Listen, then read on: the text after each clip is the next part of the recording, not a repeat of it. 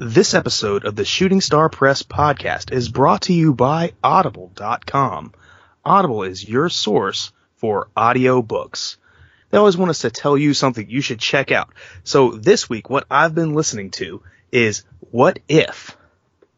Serious scientific answers for absurd hypothetical questions. It's written by Randall Monroe and narrated by Will Wheaton. And what is What If, you ask? Well, What If is a ridiculous book written by the creator of the wildly popular webcomic XKCD. So, what really is it, though? It's a strange, hilarious look into science and why all kinds of crazy things are the way they are. If you want to know what would happen if the entire state of Rhode Island were to jump all at the same time, this book has you. If you want to know what would happen if you tried to hit a baseball that was pitched at 90% of light speed, it's in there. How fast can you go hitting a speed bump and survive? That's in there too. But that being said, that's some crazy absurdness. So let's move into the absurdity that is pro wrestling in the Shooting Star Press podcast. Welcome everybody to the Shooting Star Press, your source for the latest in wrestling news.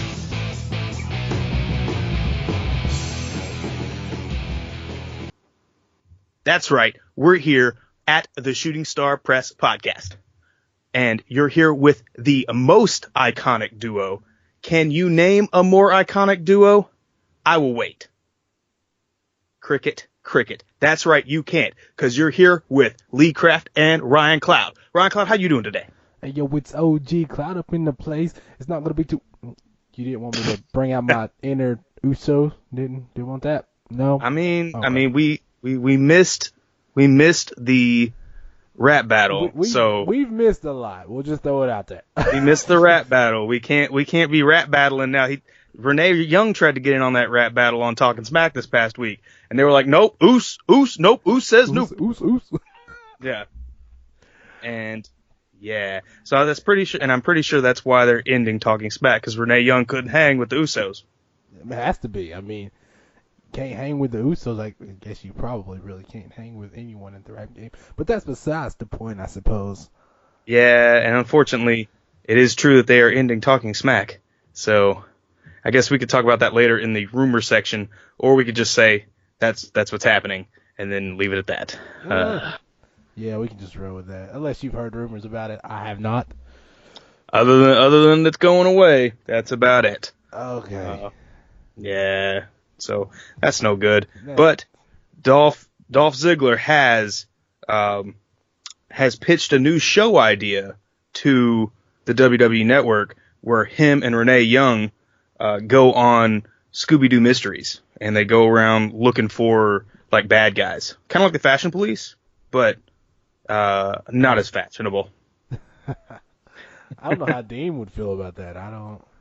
I mean, last time we had some news about something similar, John Cena did not take too kindly to it about one of the Bella sisters. Yeah, probably not a good idea, though. Just throwing that out there, probably not a good idea. Yeah, it wound up with them fighting in having a I don't know if they were fighting. They're having a shouting match in Japan in like a bathhouse. I don't know. It seems like something that should have taken place in the ring, but that's neither here nor there. What else happened? Probably should have happened on a Raw at the time of when this was going on. But what else has happened in Raw recently? I mean, it's been crazy.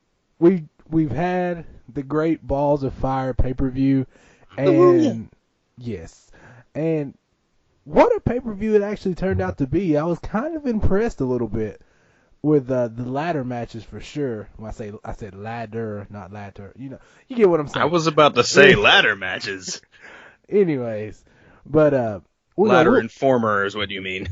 Yes. And, we'll just jump right in. Head first. That's what we do. Like a tope suicida off the top rope, and then we get then we kicked miss, out of and wrestling it's all forever. terrible, and Yeah. they get fired. Daniel Bryan, But Ring of Honor. You continue the reminiscence? Is that what's happening? Is that? I mean that's how all of this works. Touche. But yeah, let's just kick it off. We had Samoa Joe and Brock Lesnar, and what a match this was. I mean, was it a blow the roof off good match? Probably not, but it was a really good match, and I don't care what the end result says, Samoa Joe was the winner in that match. Yeah, like Lesnar might have retained the title and won the match, but Samoa Joe's the one that won the most clout out of this. This was a ridiculous match. Man, like you're saying, it wasn't the steal the show match of the night, but it definitely was one of the most amazing matches on the card. This whole card, though, I must say, was not a bad card in general. No. I guess we can go ahead and start it off with a grade for the show. Let's hit that real quick before we get into this match. What would you say this show's grade was? I would give the show's grade probably a solid B+ or an A-. Somewhere in that range is what I would give it. Okay, I gotcha. I'd probably give it a solid A. Not an A+, but not an A-, just a solid A. Like a 95, 96. Yeah, that's about where I'm at with it. So what would you give this match, though? This match, I would definitely give an A. I give it a solid A. Like I said, were there some things that could have been a little bit better? Maybe. But overall, it was a good... I mean, the pacing was good. We kind of knew Lesnar was going to win, but he didn't mow through Samoa Joe by any means at all. And like we've been saying, while Samoa Joe lost the match technically, he won overall. I mean, his rep has skyrocketed from this match. I mean, it was already pretty high, but I mean, it just went that extra notch on the ladder. And I mean, I was all about them ladders. He thinks he's a Hardy boy. You know me. Maybe I'm an aging Christian. Okay. But yeah, I am of the same mind as you here. This match was overall a crazy match to watch. I had written down for my notes from last week that we missed. I'm starting to think that Joe could definitely take this match and possibly win it. And then we know that Lesnar's going to have the belt going into WrestleMania. So thought maybe Lesnar would be chasing Joe for something. But that's not how it turned out. And up until that F5, I was thinking that Joe could possibly still win the match. Oh, yeah. Yeah, the storytelling was great. The pacing was amazing. And it's so rare to see Lesnar struggle. And that's something that was refreshing. And it really made me care about Lesnar holding the title. I don't care, like, every time Lesnar's held the title, I haven't cared. We talked about this when we had the match against old Goldberg. Oldberg. That's what his name is. Oldberg. Yeah. When they had the match against Oldberg, I was like, I don't really care about either of these people. I don't care if Lesnar wins the title. I don't want him to hold the title because it's going to be boring. But this right here and the build up to this has made me care about Lesnar for the first time in a long time. And it made him look not weak. It made him look like he was, he had a weakness. He can be beat. The times that he's been beaten before, he didn't look like he could be beat. It looked like he'd just laid down. This looked like he was actually in a struggle and could go down at any time. And that coquina clutch that Samoa Joe was putting him in and he kept trying for it. And you could tell that Lesnar was fading and really fading because it's a blood choke. He will pass out eventually if he doesn't do anything. And you could tell that he was starting to fade pretty much during the match, and it wasn't him trying to sell it. It's the mere fact of that move, the way that move is. So it was really a refreshing match to see from Lesnar. It definitely wasn't like the Lesnar versus Crazy Man Dean Ambrose, where he just kind of tossed him and ragdolled him the whole time. It made me feel like Lesnar could go down or Joe could go down at any time. It felt like there were stakes. Absolutely. And what really made us feel that way, like you said, was the build-up. I mean, the build-up to this match made it feel like it had that big fight feel with it. I mean, the Monday before the pay-per-view, we saw, I believe it was the Monday before the pay-per-view, we saw that interview segment where they were separated. And then it just, you saw just the raw emotion from Samoa Joe during that interview. Raw. Yes, you get that. I mean, just that emotion from Samoa Joe, it made you really feel like he was ready to just pounce on Lesnar, and then that whole altercation after that. I mean, it really had that big fight feel. I mean, this fight, I was more pumped for this fight than I ever will be for McGregor Mayweather. I don't know. I like that suit. I'm gonna buy that suit. Hold on. Let me give you a rundown of how the press conference goes. McGregor, don't I look good in this suit? Floyd can't read. Floyd's never been in a fight. Floyd Mayweather, I'm rich. Conor quit 3 times. Yeah. That's all you need to know about the press conference. That's all that's happened. All I need to know is I like that suit. Where do I get that suit? I'm gonna wear it to work, so I'm on my last day. You talking about Floyd Mayweather's suit, ain't you? You talking about the? I'm talking about Conor McGregor's suit. Oh, the polar bear suit. That's what you want. You want the? I'm talking about the pinstripes. I got you. On my last day of work, I'm gonna walk in and be like, "Read the pinstripes." Yep. I got you. They're gonna be like, "Oh, okay, fine." Yeah. But I digress. Anyways, but yeah, the build up to Lesnar Joe was it was probably the first build up that I've actually cared about in a long, long time. Let's just put it that way. They did a really good job with the build up to make it feel legit. Like, we never thought that Lesnar was going to bulldoze Samoa Joe in the build up to it. Yeah. I mean, they haven't treated Lesnar like this, or a person going against Lesnar like this, in a long time. I think the last time I've seen somebody treated like this, who was going to go up against Lesnar was,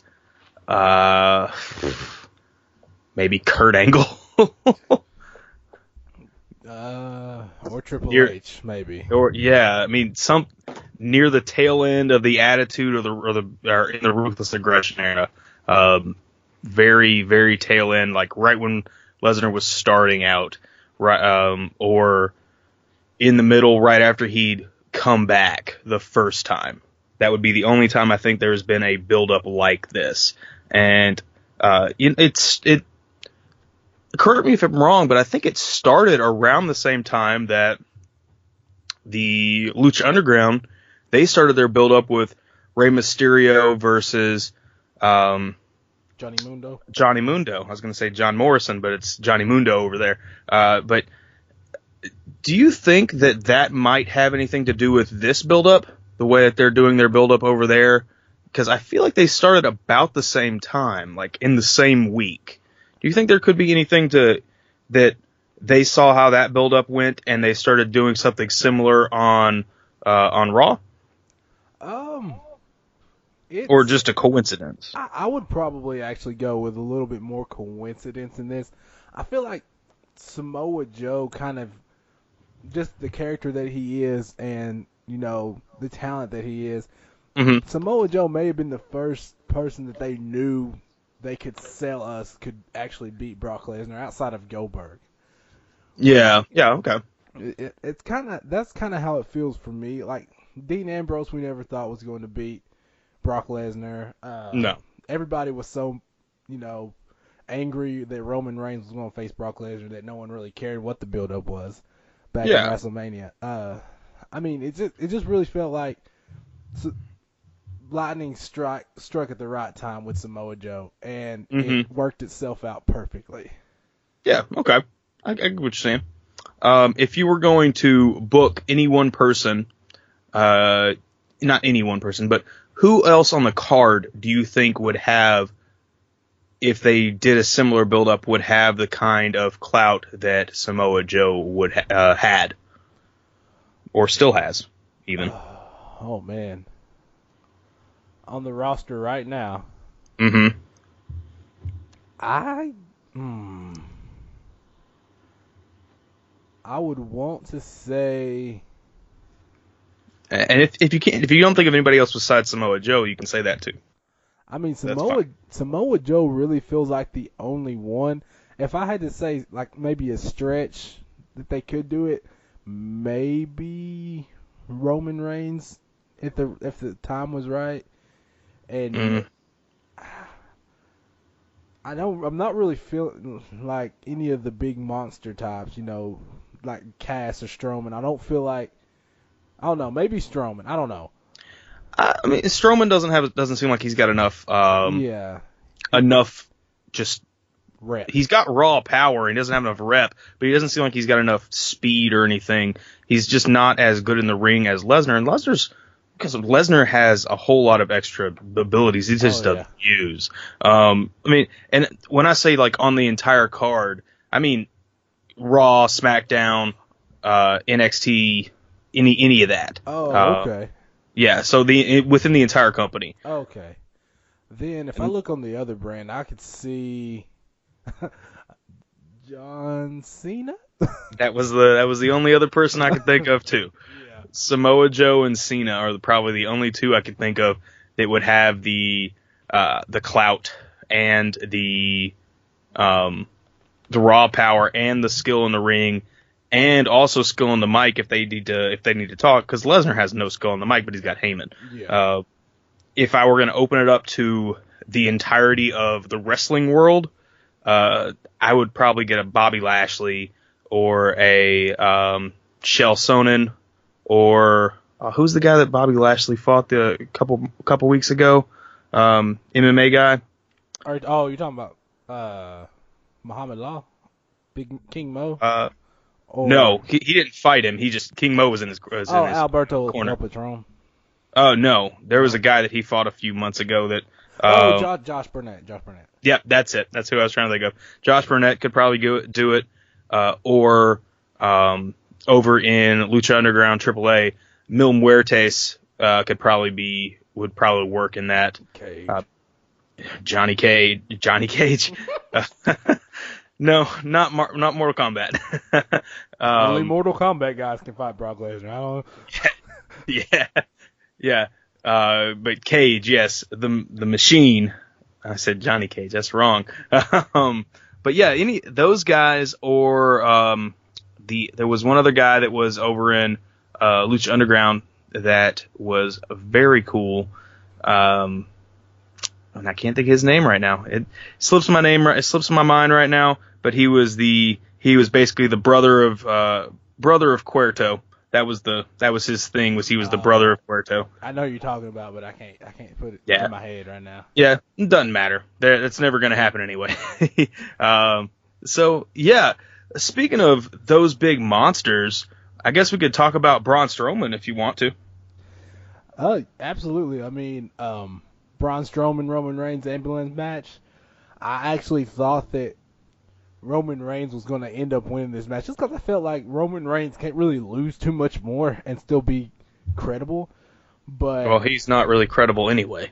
Right. And Braun Strowman won, but I feel like it was another one of those cases of while Roman Reigns didn't win, technically, he still won at the end of the night by trying to kill Braun Strowman. Yeah. And it just goes to show you that Roman Reigns can commit attempted vehicular homicide and not get in trouble. He's already done this like 3 times, and he didn't get anything. Somebody arrest this man. Yeah, what's going on here? Strowman gets thrown out and gets all kinds of in trouble, and he just does something that normally happens. Roman Reigns tries to kill him with a car. Oh well. It's because it's Roman Reigns. It's because he's related to Rikishi. What it is. Rikishi tried to kill somebody with a car too. Those Samoans, they can get away with murder or attempted murder. It's true. It's bad news bears. Yep, it's because they're not really American citizens. They're American nationals. Okay. The Samoa Americans. Samoa does not count. Samoa doesn't even, according to the U.S. government, is like Lord of the Flies over there. And it's a lower status than like those little tiny islands that have nobody living on them out in the ocean. That's how Samoa is. And that's a problem. But we're not a political podcast, so we're not talking about that. But that's why they can get away with it. Exactly. But as far as this match goes, I mean, it was a good match. You know, it was one of the there was the brutality there that you would want in an ambulance match. Mm-hmm. Oh yeah. This was an awesome match. Yeah. Yeah, it was compared to the last one. I'd still pick Joe Lesnar, but it was still a really good match. Oh yeah, like this was some of the craziest stuff, and to have somebody get thrown through the wall this early on in the show, while there was still stuff to do, there was that's insane. That's crazy, and to see somebody get thrown through one of those walls is crazy. I've hung that wall before. That is heavy, and it's very, very hard. Even though it is just a string of it is just a string of lights, but they're on metal poles. So having lifted one of those and hung it, and it takes about 3 people to lift one of those things. So seeing somebody go through that is. I don't even have words to describe how crazy that just when I saw that happen, like the way my brain was like, oh my God. But yeah, I mean, and for those of you all that don't know, I used to be a stagehand and I've worked a few WWE shows. So it is very crazy to see somebody go through one of those. I'm sure it was possibly gimmicked. It might not have actually been gimmicked because they're not exactly stiff, but they are metal, and they've got big attachments every so often, and you can see where it was straight where he went through. That's where the attachment is. It's a big metal pulley system, or not pulley, hook and nail system, and where he went through is where it like connects. So it's still not as strong as the rest of the wall, but it is very, very heavy. So that was crazy. And to see that he was able to get up after that was insane. That the way that they called it, or what they call him, they said it was like watching Friday the 13th, watching like Freddy or Jason get up after being like stabbed to death, and then him just getting back up. That just lends credence to the fact that Strowman is still that monster that they were trying to push him as previously, but he's getting more clout being pushed as that monster by himself than he ever could have gotten being pushed behind Bray. And I hate to say that, but it seems like the Wyatt family was holding him back. And yeah, I mean, it was good to break him away, but at the same time, I wish he was still part of it. And he was being pushed as a single person, but still part of the family, the way they do it with some of these other people, the way Bullet Club does it, or the way they do Bullet Club with, the way they were doing with Adam Cole and, the one who must not be named while we're talking about WWE, because he's not part of WWE anymore. You know what I'm talking about. I'll pretend like I do. His daddy's a WWE. Gotcha. Yeah. Gotcha. It's a little bit dusty on the road, you know. A little bit dusty on the road, yeah. Yeah. And I'm not talking about Dustin Rhodes. Gotcha. Yeah, we're talking about not Cody. Cody. Anyway. Yeah. Anyways, I can't think of anything. But back on track. I'm digressing. Anyways. But out of this match, like I said, both Samoa Joe and Roman Reigns lost, and we find out on Raw the next night that these two are going to clash. Winner's going to get Brock Lesnar at SummerSlam. Mm-hmm. And I just want to say, who do you think should get that opportunity? Do we want to see Roman Reigns, Brock Lesnar revisited from I can't remember the last time they fought. Maybe it was WrestleMania, like a year ago. Or do we want to see this continuation of this Samoa Joe, Brock Lesnar feud? I don't want to see either of them wind up with a match against him at SummerSlam. I would like to see this feud between the Samoans culminate at SummerSlam.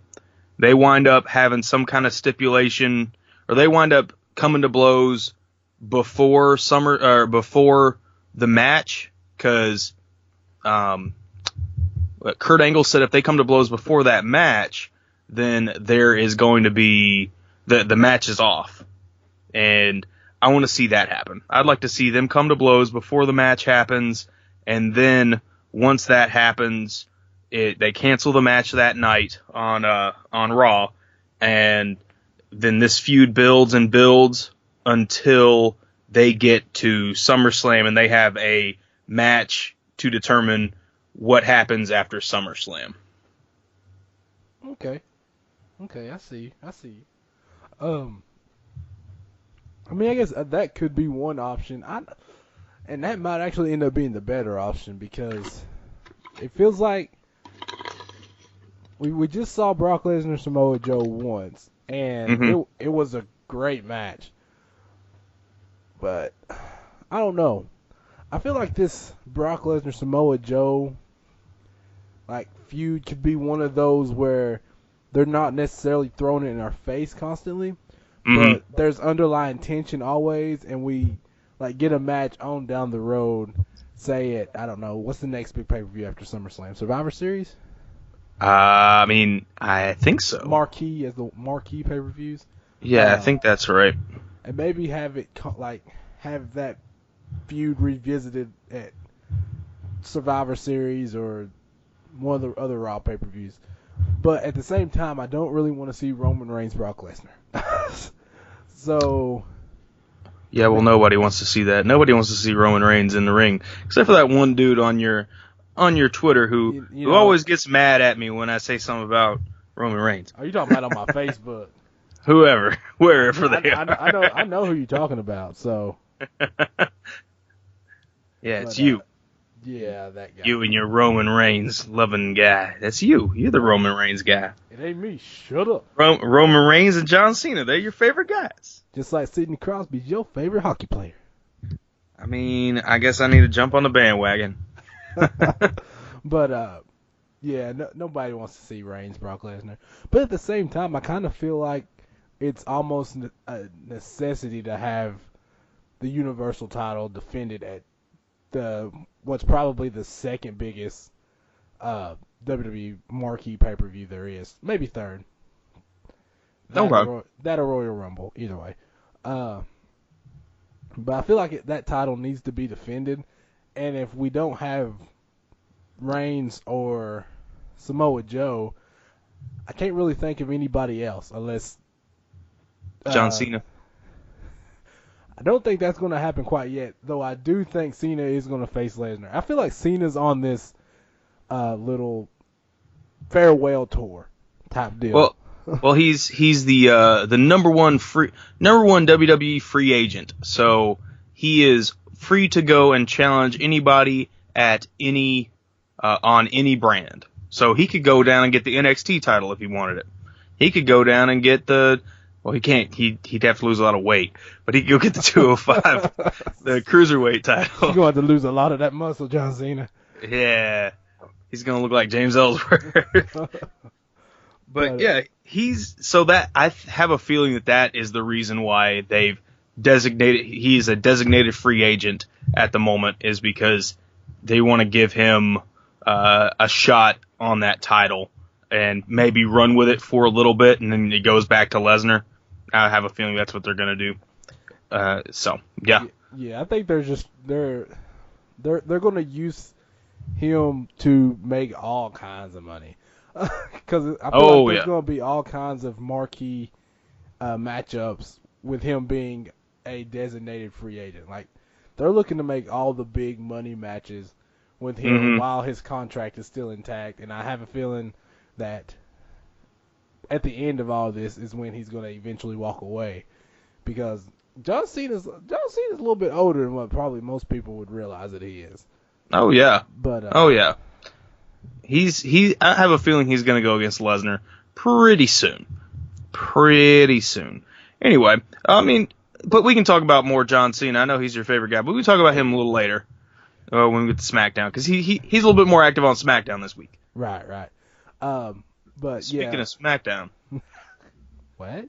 Speaking of SmackDown, how do you feel about The Miz and Dean Ambrose? Well, I will say at least it's a little bit refreshing with the whole Miz-tourage and a possible halfway Shield reunion that's going on. It's not a Shield reunion. They said it wasn't. They said it's not going to be a Shield reunion. Or Dean Ambrose said that at least. Seth Rollins seems like he's pretty hopeful for it to be a Shield reunion. I bet he is. But, yeah, I guess we can just kind of cover that in a vacuum. We have Dean Ambrose, who lost, well, he didn't lose it, but he lost his chance at the Intercontinental title at Great Balls of Fire with a little help of the Miz-tourage. And yeah, on the other side, we also have Seth Rollins, who lost to Bray Wyatt, and that nobody really cares. But the Miz is... Hey, Bray won a match. I care. Bray won a match, and then the next night, he won again. Did you see what WWE tweeted out? The right after Bray won that second match? Did not. It was a count of, it was like his win-loss record, and it was abysmal. I did. Oh I take that back. I do remember that. It was like 100 and something to 440 to like 2. It was bad. Yeah, like, and I don't know, it's something about that, the way that how they tweeted that out, that seemed, I don't know, that was kind of off-putting. I don't know what they were trying to say with that. But yeah, whoever's keeping the records, don't do that again. I'm sure Bray Wyatt probably wasn't too happy. Yeah. But he probably went home and, well, I guess he can't go home now. Oh, well, back to... Randy Orton, you arsonist. Anyway. So many felonies in the WWE these days. Yeah. Anyway, how about the Mizzies? Did you enjoy the Mizzies? I did enjoy the Mizzies. Yeah, they were great. I want to win a Mizzy. It's the most sought after award in entertainment. I mean, stupid Grammys and Emmys and Tonys and yeah, ESPYs giving John Cena an ESPY and all that stuff, and Slammies. Nobody wants a Slammy. Everybody wants a Mizzy. Oh well. Anyway. So what do you feel about Bo and I like how you can't even Curtis Axel, my friend. Yep. Yeah. What do you think about them? I think it brings a little bit of refreshment to the ongoing, there'll soon be like 5-year feud between The Miz and Dean Ambrose. It gives a little extra flavor. We kind of talked a little bit about how if this feud ended up bringing in some outside people to just kind of be in it, it would be a little bit more refreshing, and that's kind of what we're seeing now. See, I told you they listen to us. They do. I mean, with Dean Ambrose and Seth Rollins, I mean that's a little, a duo that people are going to want to see, and I don't really know where this ends. I'm assuming maybe, I don't know if it ever will end, but if it does, if it's going the way it's going right now, I don't have a problem with it staying. I don't have a problem with it staying how it is now. I actually kind of like the Miz with some lackeys. Mm-hmm. It feels right. It just feels right. I mean, Bo Dallas was a little bandana and yeah, and his $400 pre-dirtied jeans. That was great. He got enough. He got some money. Went and bought some $400 pre-dirtied jeans. That's cool. I mean, I understand. You shop at Macy's. I shop at Macy's. We're like kindred spirits. Oh. Kindred spirits. That's me and Bo Dallas. You and Bo were one. I believe now. I believe. Yep. But yeah, I kind of like this with these extras coming in to kind of help with the feud. I kind of like it. I mean, what would be cool is if this wound up somehow bringing back Damien Mizdow. I know it's not going to happen. It's not going to happen. He's kind of like, you know what? I'm just going to chill off to the side for a little bit. But it would be cool if he came back for this. I'm assuming he'd be with Rollins and Nim because him and Miz didn't necessarily have a nice falling out. But he's got to make that coin. Got to get that skrill. So he's going to come back. He's going to redo being the Miz's bodyguard or body double. It'd be great. I miss the body double. Yeah, it was one of the greatest not storylines, but gimmicks in a long time. It really was. Yeah, it got him over. Got him over like crazy. Yeah, like crazy. It was out of left field when it all happened. Like it's something that they did that you never thought would get so over. Mm-hmm. But it did. Oh yeah. You know what else got over? What else got over? Sasha Banks has gotten over like crazy. Finally. Yeah. Dang feud. That 205 live. Dag nabbit. Dag nabbit.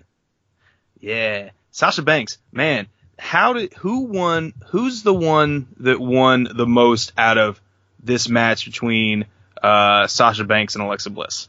At Great Balls of Fire? Mm-hmm. I'm actually going to go Alexa Bliss. I'm not going to lie.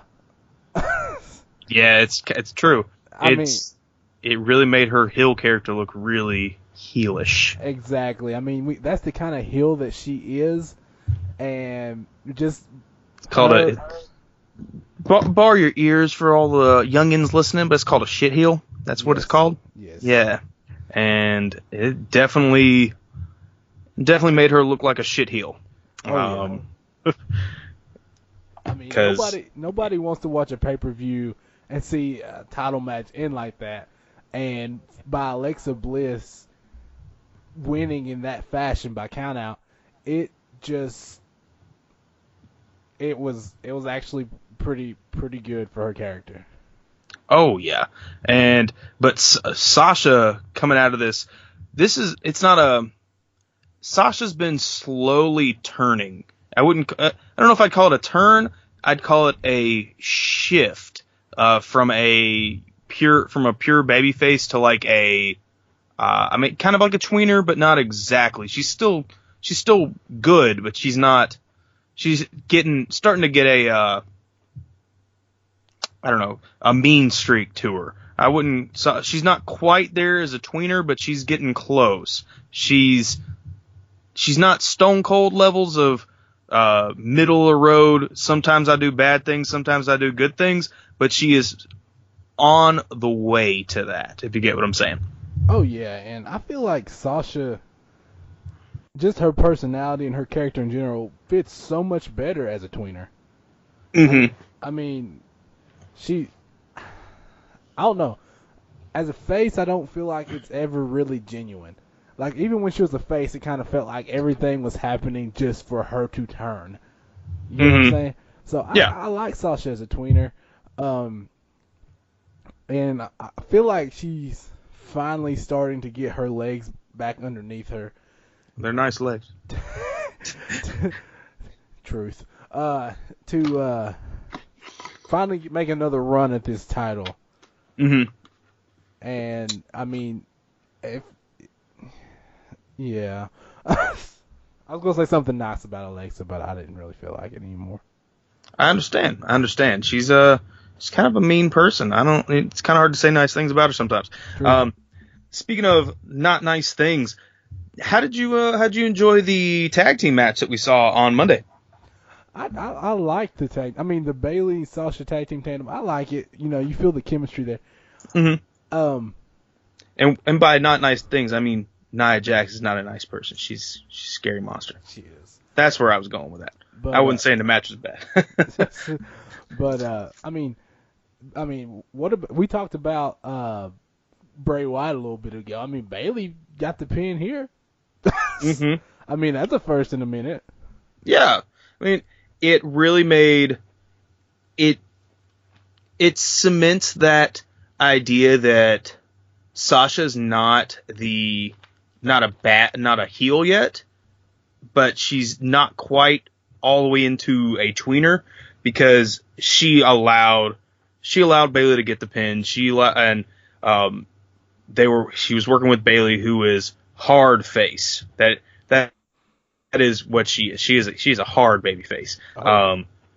Yeah. So the fact that like she's working with her, that I mean there's not many people for her to work with anyway. But the fact that the way they're behaving together, all that stuff, it shows that she's still on good terms. Kind of like when you saw how Shamzaro and Bayley were working together. Shamzaro, they acted like they were kind of to that saccharine-ness that is Bayley. So that was when they were in the midst of doing their heel turn. And you don't see Sasha behaving that way. So it shows that Sasha's still she's starting to become a chaotic good instead of a lawful good. Bayley would be a lawful good. Or she's starting to become a chaotic neutral, something like that. But she's still chaotic good at the moment. If any of y'all out there know anything about D&D, you understand what I'm talking about. Gotcha. Just one other quick thing before we move on from this little thing. Does it feel like ultimately we're going to get a Alexa Bliss Nia Jax showdown? Because it kind of feels that way to me. Yeah, that is definitely where we're going with this. Nia wants the title, and Alexa sticks her foot in her mouth all the time. So that's where we're going with this. We're going to wind up seeing Nia Jax stick her foot in Alexa Bliss's mouth very forcefully. And with maybe, abandon. Yeah, probably with a lot of reckless abandon. And it's probably gonna not end very well for Alexa Bliss because Nia Jax is a monster. She looks like a cute surprised bunny rabbit when she walks out into the ring, but then she like is a monster. I love when they have her intro going on and they pan to her face and she's like, she looks so surprised that she's even there. And that look is just gold. But she's also still a monster. Yes. That'll be an interesting matchup. But yeah. Just moving on, you mentioned Shamzaro. Their match with the Hardys, 30-minute Iron Man, I would actually probably say that match for me personally stole the show at Great Balls of Fire. Yeah, that was very much one of the best matches on the card, Absolutely. if not the best match on the card. We got to see a whole bunch going on, and then we saw Matt Hardy get busted open. Dude, let me just make a point real quick. This was probably one of the bloodiest pay-per-views we've seen in a while. Oh yeah. Ambrose got busted open. He was bleeding from his mouth. I don't know if he busted his lip or if he busted up his gum or what he got busted up, but he was bleeding up pretty profusely. And in the other match, Strowman was just bleeding from everywhere. I mean, he was just in a car wreck. So he was bleeding from his arms. He was bleeding from several different places. And then Matt Hardy, in the match we're talking about right now, Matt Hardy got busted open. And his wife, Rebby, she tweeted out, the last time somebody made him bleed his own blood, they got deleted. So, Ron Cloud, where do you think we're going with this bleeding his own blood getting deleted thing? Delete. At least I hope so. I hope Matt Hardy is so broken right now. Well, the club came out the next day and they said, we know you're trying to do magic, but we're here to be magic killers. And then what happened next was, well, we're feeling kind of broken, is what the Hardys said. So both of those statements got crazy pops. And as the club was walking out and Balor was walking out into the ring and Balor was walking out of the ring, they met on the ramp and Balor did the delete hand motion. So I have a feeling we are heading towards a final deletion of some sort. It's going to be crazy. I don't know how they're going to pull it off, but I have a feeling we're headed that way because they are slowly getting more and more delete-y, I guess. That's the way to say it. Yeah. And it's I can't wait because it's if it doesn't happen, this is the biggest tease that has ever happened. I mean, yeah. all signs are pointing to it. They know the fans want it. Matt Hardy's wanted it since the day he walked in the WWE. It's going to be glorious. Fabulous, even, and all those other big words. And if the Hardys, this stretch of bad luck that has happened for the Hardys with, losing the tag titles, not being able to get it back, losing this 30-minute tag match, and then the next night getting beat by the club and jumped by the Revival. If all this this stretch of bad luck leads to them becoming broken, I'm all for it. The only thing that would take the cake is if Cass and Enzo got back together and were the ones that broke them. That'd be great. Oh my gosh. But it has to lead to that. If it leads to emptiness, I'm going to be disappointed because it'll feel like the Hardys were brought back for just that brief moment of nostalgia and then just kind of... It needs to lead to the emptiness that is resulting from a deletion. Exactly. Everything will be empty because it will all be deleted. Deleted. That's what we need. That's how we resurrect. And it's not even that the tag division in Raw is doing bad now. It's because we are all hyped for this thing to happen, and we're all on the edge of the seats waiting for it to happen because Matt Hardy, he just keeps getting closer and closer to his deleted persona that eventually it will get there, even if it feels like he's going to take creative there, even if he's not technically supposed to. Because I haven't heard recently exactly what's going on with the litigation between, I don't know I don't know who would own it now since TNA is now Anthem, which is now GFW, which is, and we'll get into that a little later, but I don't know I don't know what's going on with that that thing, because it has changed hands so many times, and there are now so many even more people involved in it. It seems like it's going to become a big mess, but they are pushing it like they're going to do it over on WWE, so I don't know what's going to happen, but it's going to be interesting, to say the least. Yeah, because, I mean, once you start, switching companies, and, we've seen, like I said, we've seen it go from TNA to Impact, GFW, people buying people out and stuff. Once it gets that complicated, I don't really know how it's all going to end. If I'm Impact or GFW or whoever we are, I just let it go, because it's going to tie up so much money for them, and doesn't really feel like it's something that, just let Matt Hardy have it. Maybe I'm biased. I don't know. You probably are. Just probably are. Oh, well. Oh, I meant to say something about Seth Rollins. That reminds me, since we're talking about TNA.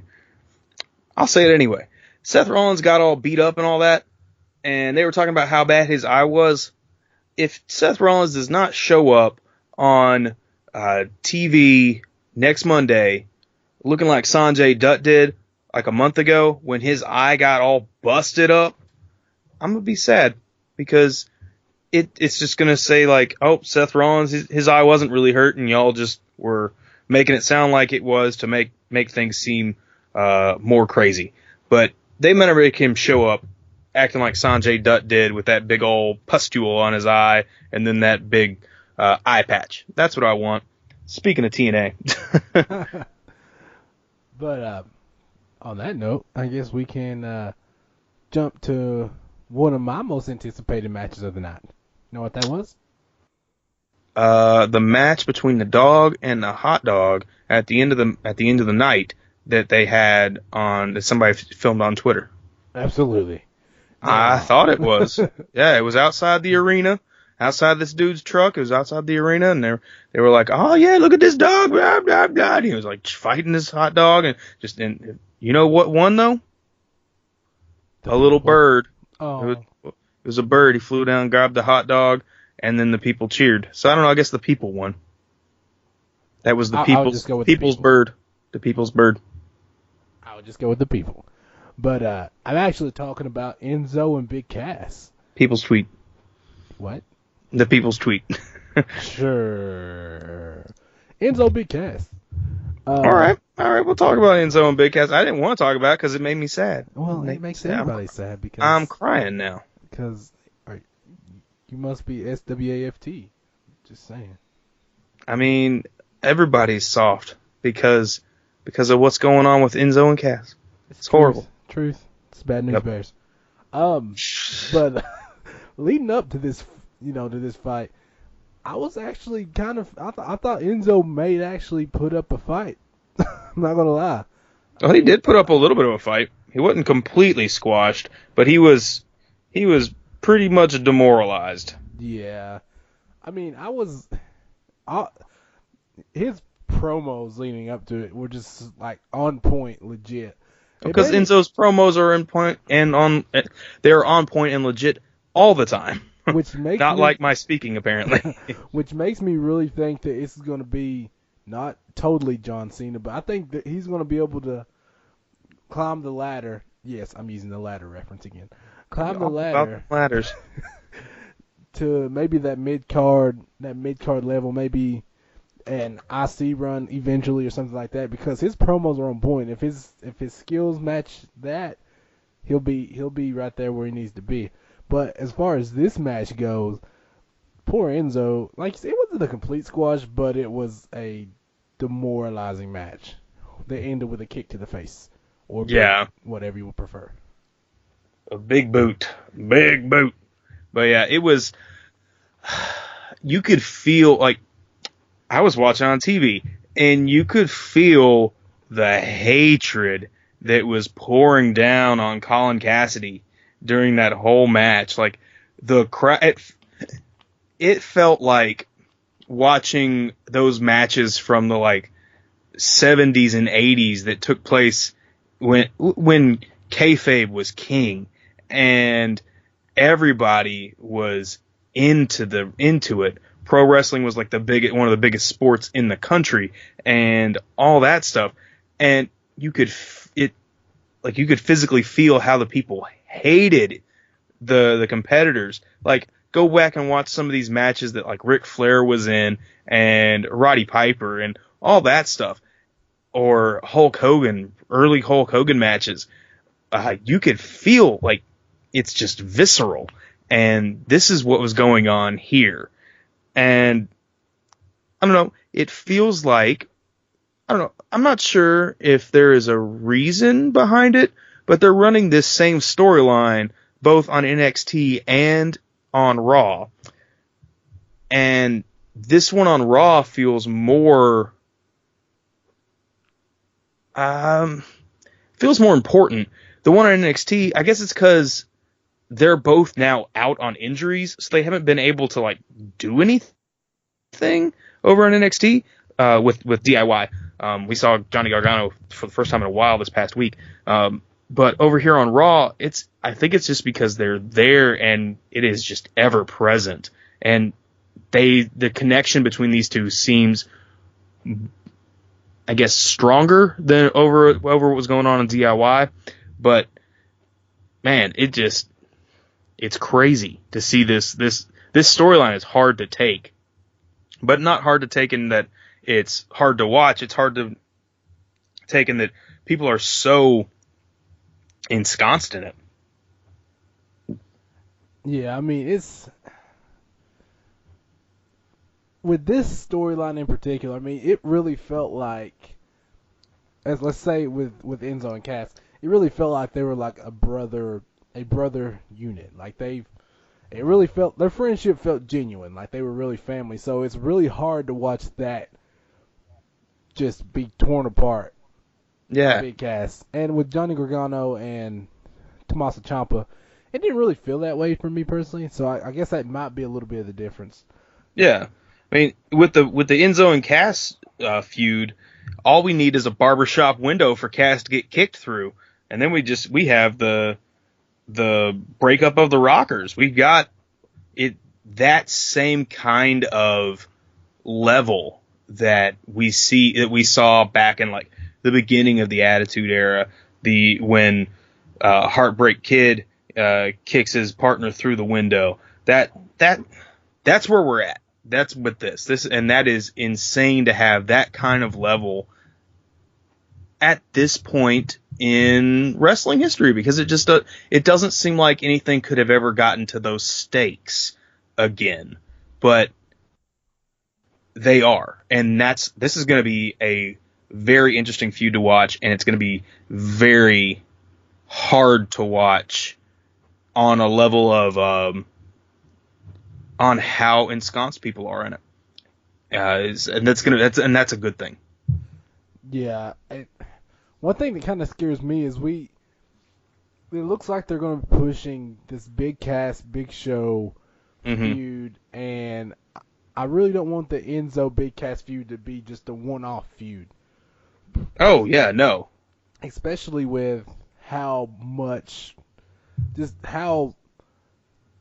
can connect with the storyline, even if it makes you sad. Right. Yeah, that's what I mean. You need to be able to connect with it, and the Big Show, Big Cass is not the feud. That's not the feud to go with. It needs to be the Big Show, or not Big Show, Colin Cassidy and Enzo needs to be the main feud. Big Show is just there to provide support for Enzo, and because he's seen teams like this go on and then break up and then destroy themselves or stuff like that. He's just there to caution Big Cass into not being stupid. And Big Cass is just like, no, I'm going to be stupid. It's going to be great. I like being stupid. That's basically what he's there to. That's the only reason why Big Show is there, is the way I see it. He's just there as like a supporting role. Yeah, and I also kind of feel like he's there for Big Cass to go over as that new monster giant figure as Big Show kind of fades into the background too. Yeah, the way that Big Show and Andre were supposed to be the thing. Right. Yeah, it's a passing of the torch. Exactly. But I just really don't want to see this feud end right now. And it's kind of also on a different note, real quick, before we move on. It's kind of weird to see that, you know, we heard the grumblings of Big Cass being the Vince McMahon's chosen boy. Mm-hmm. And it's weird to see that they decided to go a heel route, a heel route with him. Mm-hmm. Instead of, letting him kind of be the face. But it makes much more sense this way if they were going to break up the team. Yeah, I get what you're saying. Normally, though, normally, though, with the kind of character that Enzo is, they would make him the heel, but actually, that's not true. A lot of the times, the character that Enzo is, when somebody has that character, they tend to make them the face. With the Usos, though, the Usos are basically the same kind of character that Enzo has. They made him they're the heels.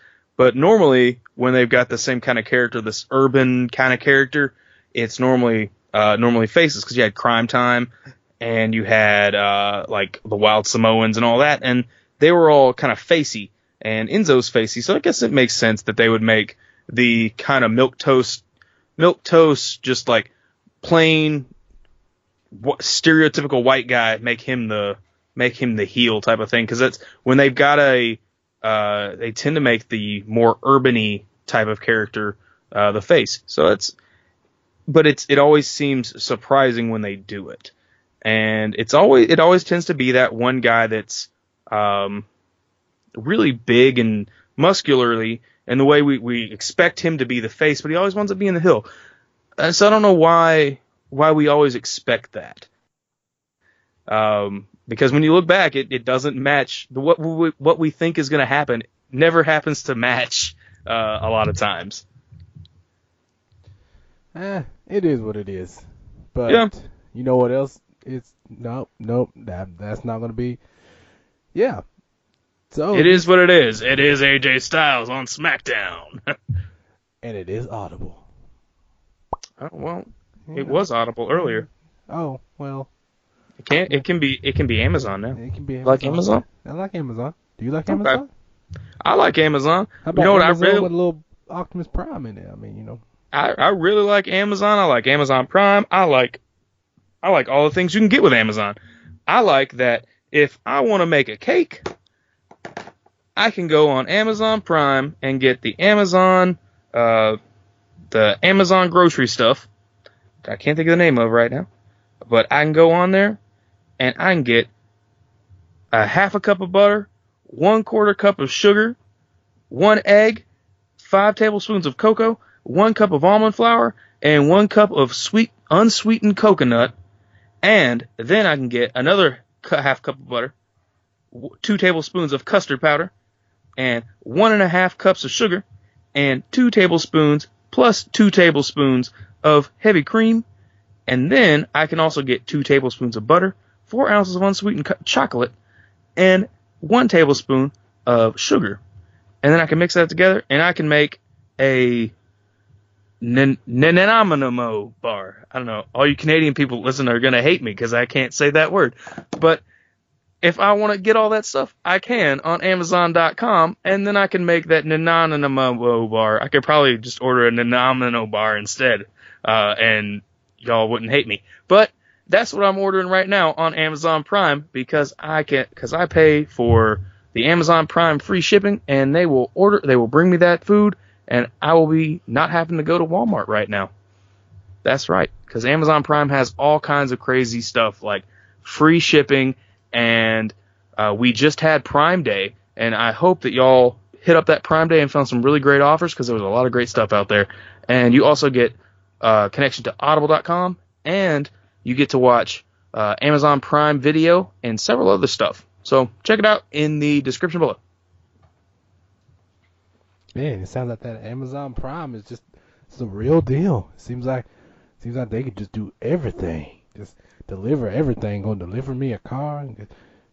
I don't know if they can deliver your car. I don't know if they do cars yet, but you know who can deliver the U.S. title? Mr. Styles, also known as AJ. Yep. Alan Jackson Styles. I think it's Alan something. Alan I don't know. Jackson. He's from Georgia. Everybody loves Alan Jackson down in Georgia. I'm sure they named the baby Alan Jackson Styles. That's his name. That's what it is. Yeah. That's a true story. No, it's not. It's probably not a true story. Probably not at all. But anyway, Probably AJ Styles. Complete fable. Ryan Cloud, what happened to AJ Styles 2 weeks ago? AJ Styles did he grabbed that U.S. title at a live house show. I mean, I didn't see it coming. It was just like bam, and I was like, whoa. Yeah. So let me just. It wasn't just any house show though. Let's clear the air real quick. True. AJ Styles and Kevin Owens had a match at Madison Square Garden. Madison Square Garden is for people that don't know anything about sports that take place inside. Madison Square Garden is probably the most famous arena ever. Ron Cloud, would you say that is a fair assumption?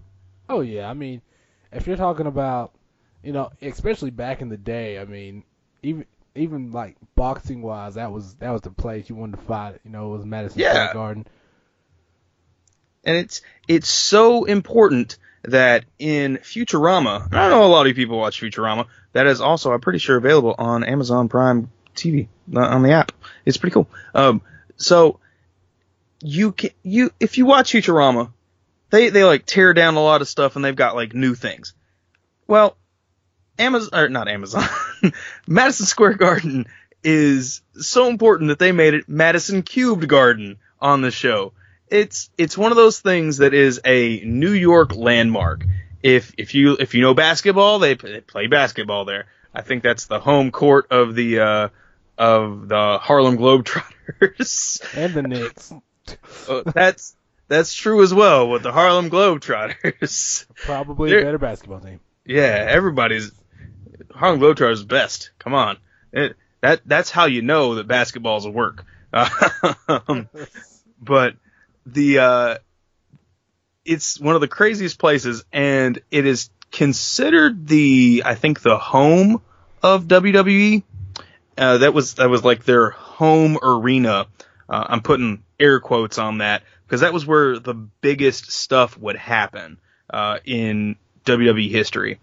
So what happened was 2 weeks ago there was a match it was a Royal Rumble, but a Battle Royale for who was going to be the number one contender, and it came down to Ty Dillinger and Sami Zayn and AJ Styles.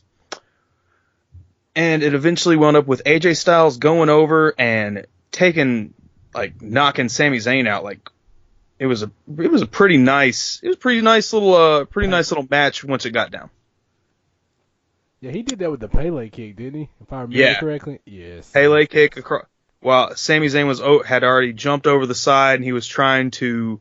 They were both on the side, and then they went up throwing Dillinger out, pulling him over the ring by himself together.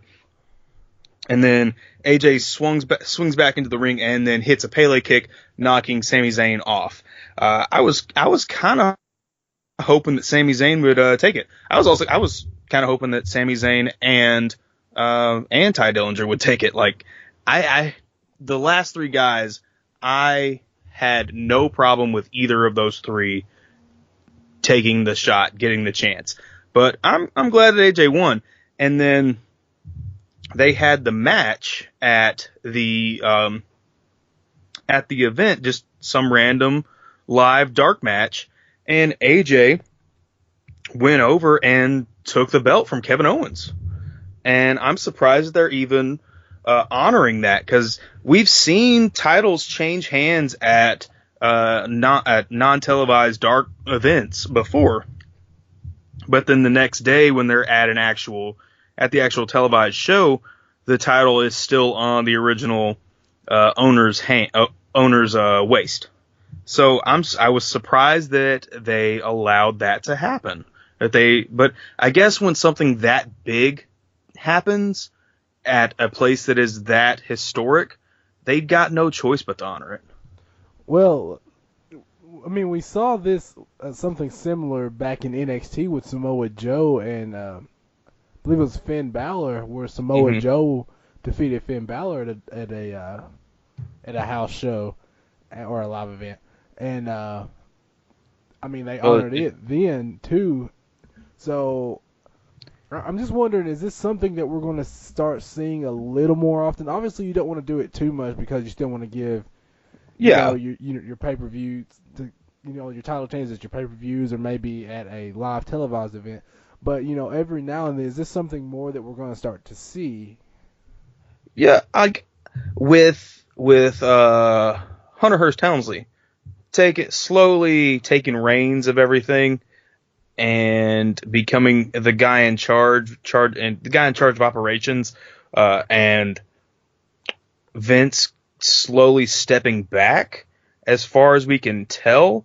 I think that Triple H wants to go towards back more towards the way things operated when everything was the indie days, the way indie promotions operate, the way that stuff operated in the territory days, where the titles were not completely restricted to TV time. Titles could switch hands at any time at any event in those Wild West days. The only one that was insured that could only be defended on TV was a television title. That's why Ring of Honor has that television title. That's why so many promotions that do have TV but they're indie promotions still have a TV title, because that one is the only one that is assured to be that can only be defended on TV. Any other title is up for grabs at any time. Kind of like the way WWE used to do with the hardcore title, where it could be defended at any time, any place, or the way that DDT Pro has the heavy metalweight Iron Man title. It could be defended at any time, and then they'll defend it in random matches on Twitter and stuff, which are amazing. I remember seeing Joey Ryan, I think, getting his head pushed into a toilet because the guy decided he was going to cash in on Joey Ryan while he was in the bathroom. I mean, that's a little crazy, but at the same time, it lends a little bit more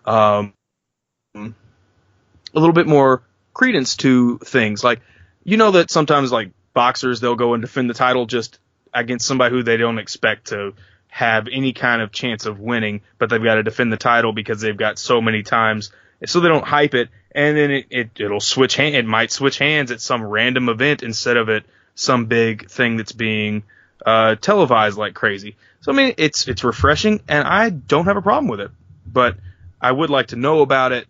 I would like to have an official thing tweeted about it instead of hearing about it from some person at the show first. Or maybe not. I don't know. I'm not exactly sure how I would feel about that.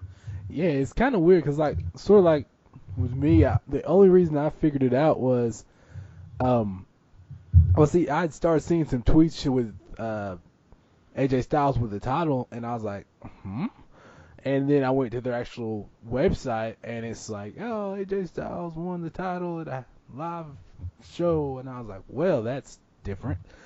But yeah, I wouldn't mind this happening occasionally.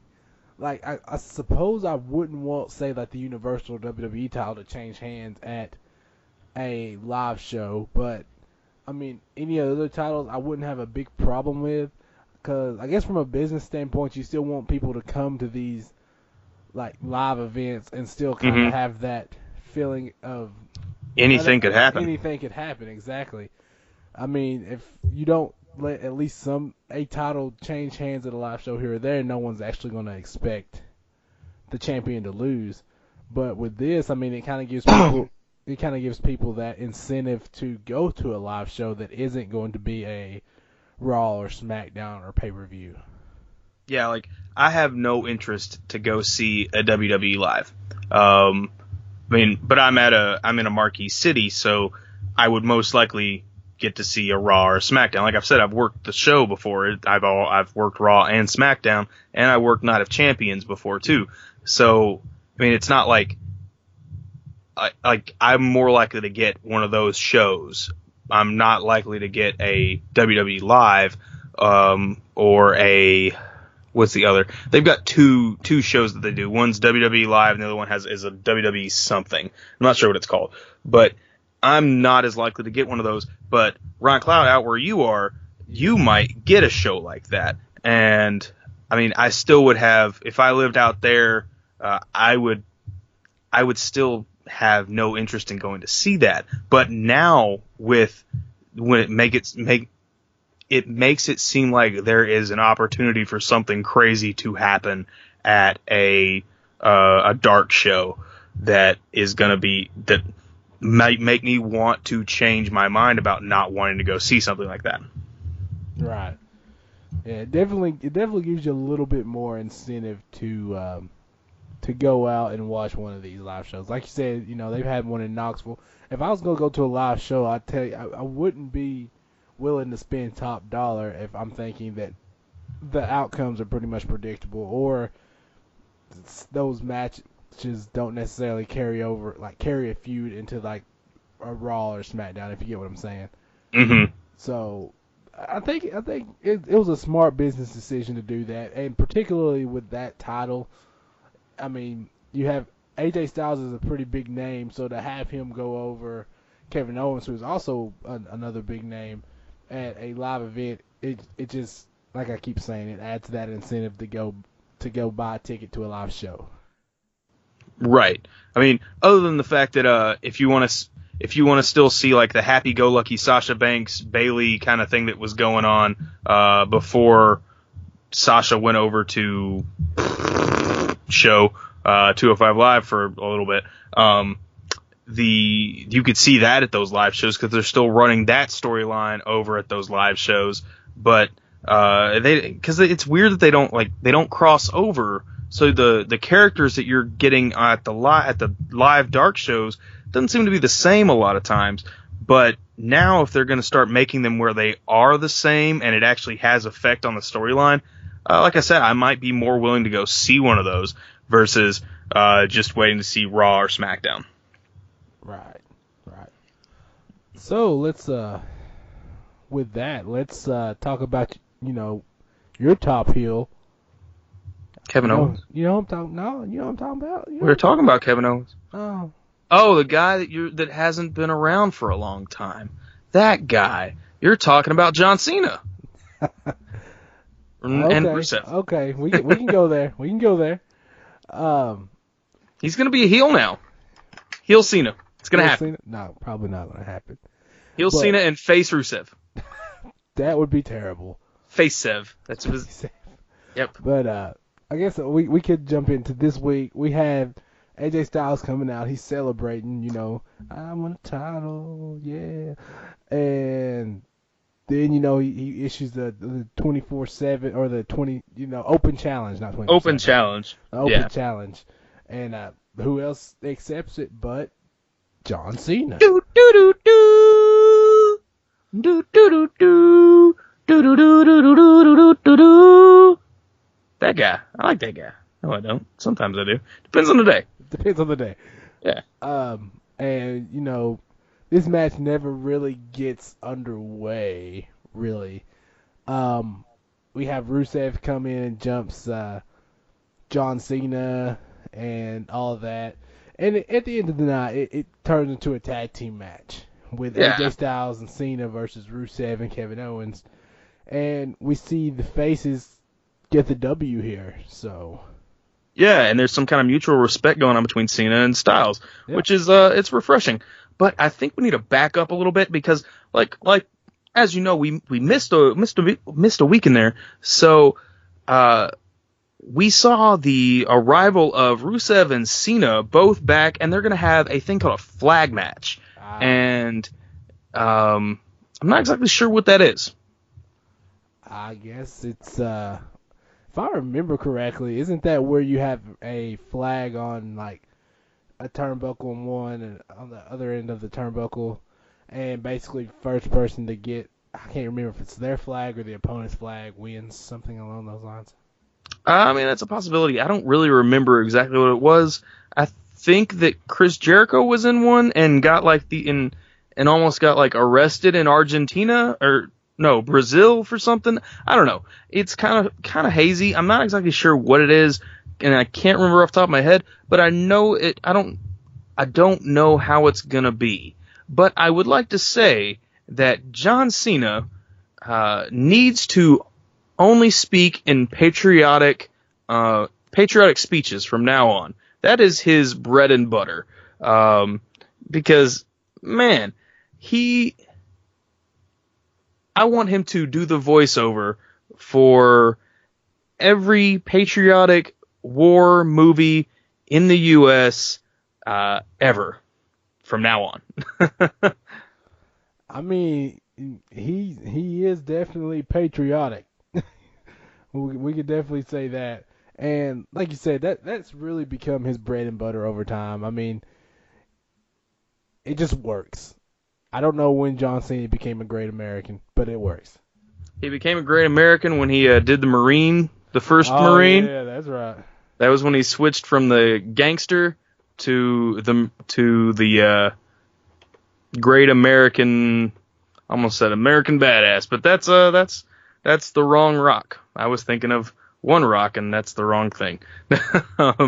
That's running. Both of them are trying to run for president. Kid Rock and The Rock. That's going to be an interesting thing to discuss later on. Oh God, yeah. Yeah. But just to mention the flag matches, I've got some. What they're saying is the most memorable flag matches from WWE.com. Apparently, we had The Undertaker, Stone Cold, and Dude Love versus the Hart Foundation on Raw in 1997. That was a flag It was the match. first one. That was the very first one, as far as I'm aware. Well, there was one at WrestleMania 2. It was Corporal Kirchner and Nikolai Volkov. Okay. We had Rob Van Dam and Sylvain Grenier on Raw. We have Ricky the Dragon Steamboat and Don Cardano versus Ivan and Nikolai Volkov or Koloff. I like Ricky the Dragon Steamboat. He's pretty cool. I have his signature on a not a 3x5, whatever, one of those headshot cards, whatever they are. And because there's so many, I'm just gonna go ahead and. So what are the rules of it? Do you see those there? I don't see the rules, but seeing how everyone is celebrating after they've captured their own flag, I'm betting that is the end of it. You have to get your own flag. Okay. Let me actually here, professional wrestling match rules. Let me just type in flag match. First blood match. That's not what I'm looking for. I missed Control those. F. Oh yeah, those were great. We basically might have had one of those on Lucha Underground. A little bit, kind of. All right, so flag match is essentially a professional wrestling version of capture the flag. For the match, two flags are placed on opposite turnbuckles, each representing a specific wrestler's team or wrestler. And the objective of the match is to retrieve the opponent's flag and raise it while defending the flag in your own corner. An anthem match is a variation of the flag match with the added stipulation that the national anthem of the winning wrestler's team home country will be played in the arena after the match, similar to an Olympic medal celebration. This can be used to promote patriotism for a face wrestler or heat for a heel wrestler. Okay, so basically you've got to steal your other opponent's flag while keeping your flag from getting stolen. That's just okay. Makes sense. It's capture flag. Yeah, Bullet essentially. fighting. Yeah, which is how I always played capture the flag. I mean, everybody always wanted me on their team when we were playing capture the flag back in 4th grade. Everybody wanted broken noses. That's how it works. I mean, I'm not saying I broke them. I'm just saying. Everybody wanted me on their team, and then some noses were broken. Whose noses were broken? I don't know. Maybe it was mine. Maybe I was the one crying in the corner. Maybe I was the one that was making people cry in the corner. I mean, I'm not saying whichever one was whichever one, but it's going to be an interesting match either way. Who wins that match? Cena. I mean, with the way Cena's going, could it be Rusev? I don't know. Cena's not... It's kind of hard to pin down now. Yeah, I would still go with Cena on that one. I know Cena is kind of, like we've said, we're kind of doing a little farewell tour type deal maybe, but I don't see him putting Rusev over in that match. I just don't see it happening. Okay. I can see where you're coming from that. I mean, I'm going to put my money on Rusev, though, just because he's been out for a while, and Cena has been saying that he wants to put over other people in several, what are those called, interviews recently, and that he wants to push the younger generation. And Rusev doesn't seem like he's that much younger, but he is still technically part of the younger generation. So, I mean, it could be pretty interesting the way we go. So, it's gonna be an interesting feud nonetheless. And I want to see Rusev on a tank again.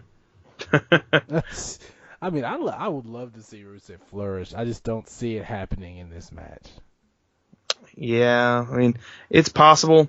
I mean, America, there's a lot of patriotism, and there's a lot of that, and if he loses and it makes him have to make another patriotic speech, I want him to lose, because I want to hear more patriotic speeches. I want to hear John Cena doing voiceover for Battle of the Bulge, the movie, or insert any other battle that the U.S. won movie, because that would be amazing.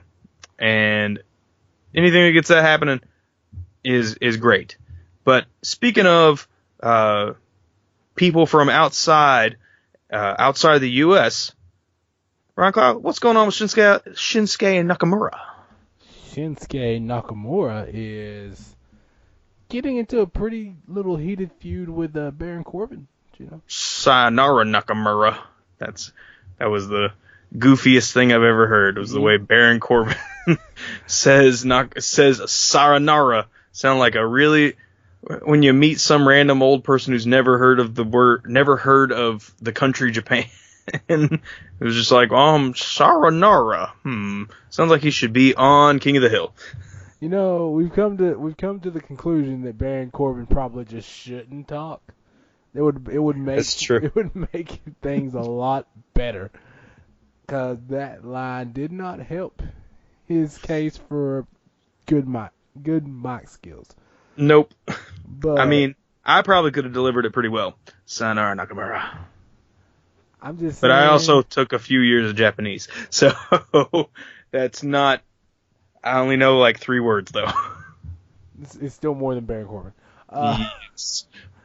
Baron Corbin knows exactly 3 words: Sayonara and Shinsuke Nakamura. But I mean, this feud's got a little bit of potential. I definitely like the brawl before the match. You know, not letting the match start this past week. That definitely made things a lot better. And I think that's the kind of direction that Baron Corbin needs to take with his character, just to help build up a little bit more of that rep. I mean, he's won the Money in the Bank. That's great, but now he's got to build that reputation to actually make him feel like a threat to the title. So yeah, I think something like this is definitely helps him in that regard. Yeah, I mean, if he's got, even though he's got the not the title, even though he's got the briefcase, he just seems at the moment, well, not at the moment, but before this match, before this week, it's felt like he was, if he's holding anything, he's a paper champ. Not champ, but you get what I'm saying. Like the term paper champ, but I guess paper briefcase holder. That doesn't work as well. We'll go yeah. But this also really, Shinsuke, they've been trying to, I don't know, it seems like they've been trying to book him as a hard face, but he's not a hard face. He's a tweener. He was a tweener over in New Japan, and like he seems like they were trying to push him as a hard face over in NXT, and the fact that he jumped out of the ring to go and mess up Baron Corbin before this match even started, that shows that they're starting to push him back the way he was pushed over in New Japan and Ring of Honor when he was in when he would be over in Ring of Honor for the New Japan Ring of Honor stuff. And it really it seems closer to what Shinsuke should be. And he was being pushed as a cocky hard face, but him being more of a cocky tweener, kind of like a Stone Cold or a Diesel, that's the kind of stuff that he needs to be pushed as, like NWO. That's what Shinsuke is. Shinsuke is NWO. He epitomizes that. And I guess that a majority of New Japan is that, though.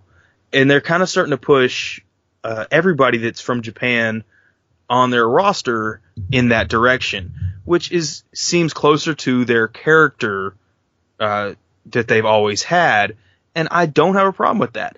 Ryan, what are your thoughts on that? I mean, I could definitely see Shinsuke as that cocky tweener. I mean, that I want to see more of Shinsuke taking the initiative and, brawling outside the ring, or, maybe doing little things that are questionable to win matches. I think that would be good for his character. Like you said, I guess that's how they pushed him in New Japan. Well, yeah, well, they don't really do stuff outside of the ring in New Japan, but right.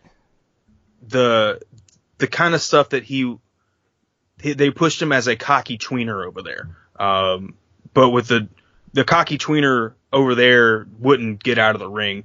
But here a cocky tweener would. So it's pushing that character, but in the American way is the way that he should be pushed. Right.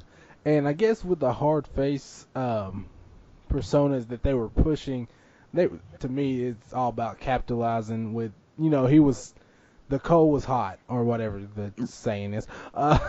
Iron is hot. Yeah, the iron was hot. I'm sorry, I live near southeast, the coal area, and maybe thinking coal. Y'all got iron up there too. But they kind of, everybody was so hyped about Shinsuke, so I guess they were like, you know what, going to push him as the face of NXT and maybe the face of SmackDown eventually. But I definitely think that pushing him as a tweener would breathe some fresh air into a lot of things on SmackDown, because the way they were pushing him on SmackDown, it kind of was getting a little bit dull. So I think they definitely needed to do this to bring that back up. Yeah, I mean, he just seemed like he was another person, even though he's got that crazy fancy entrance and all that stuff. He was just another person that kind of walked out and did his thing and then left. Versus this build up to this feud, eventually once it gets going, it really helps both of them. I mean, it's hard for Shinsuke to put on a bad match, but we haven't even had the match, and we're hyped for this match because as if it's already happened and been great. And Shinsuke can carry Baron Corbin. Baron Corbin has to be carried to wherever he's going, because he's just not there. And Shinsuke, if anybody can carry him, it would be Shinsuke Nakamura, or an AJ Styles, or Kevin Owens, or a John Cena. Those are the people that could carry him right now. And possibly, well, no, not really, but possibly a Dolph Ziggler, but Dolph needs a little bit more. Dolph is not the kind of guy that carries somebody. I think he'd wind up going off, like not going into business for himself, but I don't know if he'd be able to carry him the way that an AJ Styles or a Shinsuke Nakamura would be able to. Yeah, I definitely wouldn't put that on Dolph. I think Shinsuke, like you said, he's the right person if they're trying to prop up Baron Corbin. I definitely think that he's the right person to do so. And like you said, it feels like it could be a win-win for both. I mean, Baron, obviously, he needs that credibility build up, and his in the ring, while it's gotten a lot better, it still isn't, I would say, main event top notch level. Yeah. And with going to battle with Shinsuke, they can make that. Shinsuke can make that match as good as Shinsuke feels like making that match that night. Exactly. And that definitely helps Baron Corbin, and it doesn't hurt Shinsuke either if they decide to let Shinsuke take an L, which I hope they don't. But I mean, even if he took one, it wouldn't hurt him. I don't, like I said, that's what I was saying. I don't think it would hurt him. I personally, just for my personal enjoyment, don't want to see it. I understand. Sorry, I got distracted. I was eating a mint. Mints are good. Mints are delicious. But you know what else was delicious? What was delicious, my friend? The thing that I have in my head for the women's division instead of what's going on right now. I can imagine, because it's pretty terrible. I ain't gonna say terrible, but it's. I don't know if I'd say terrible, but it just seems good. Lackluster. It's lackluster, yes. Yeah. We've kind of got a sort of a direction. We can kind of see where it's pointed, but it's still not that great. Well, I mean, you can't really, you can't hit it out of the park every week. I mean, 2 weeks ago we were talking about how it seemed like it was hitting it out of the park, because of all the stuff they're doing with the Money in the Bank stuff, and now it just kind of it's back to what it was pre-Money in the Bank. But there's going to be weeks where there's not much that happens, just because there's not enough for them to kind of feud over. I mean, if the women's division was all of WWE and not just Raw and or SmackDown separately, then we wouldn't have as many I feel like we wouldn't have as many problems, because then you could have two belts that they feud over, and they're fighting amongst themselves between two different belts and the Money in the Bank title, or not title, but briefcase. And then it's more like the way the men's divisions are set up. Well, with me, the way that I'm seeing it in my head is, the thing that gets me is, it kind of feels like they're trying to like showcase all of their women as a whole, and we keep getting these like constant, how do I put this? Like, everybody's feuding with everybody type deals. Do you get what I'm saying? Yeah. And for me, that I would prefer. I ain't gonna say I would prefer that, but let's just say like you have someone chasing the champion, then you have other storylines going to kind of like branching out away from that title picture. Whereas right now we know we're going to have a fatal 5-way, which was announced this past Tuesday on Smackdown. Right. We'll have a fatal 5-way at Battleground. Battleground, yes. And we've kind of got the champion just kind of over here twiddling her thumbs because she doesn't have an opponent which it may be Lana, to fight at Battleground. And there's just not a lot going on around the champion right now. She kind of feels like she's being forced to be sort of like a Brock Lesnar, where he used to just kind of appear here and there and everyone would battle up until that point. It kind of feels like it's not so much planned as it's forced. Do you get what I'm saying?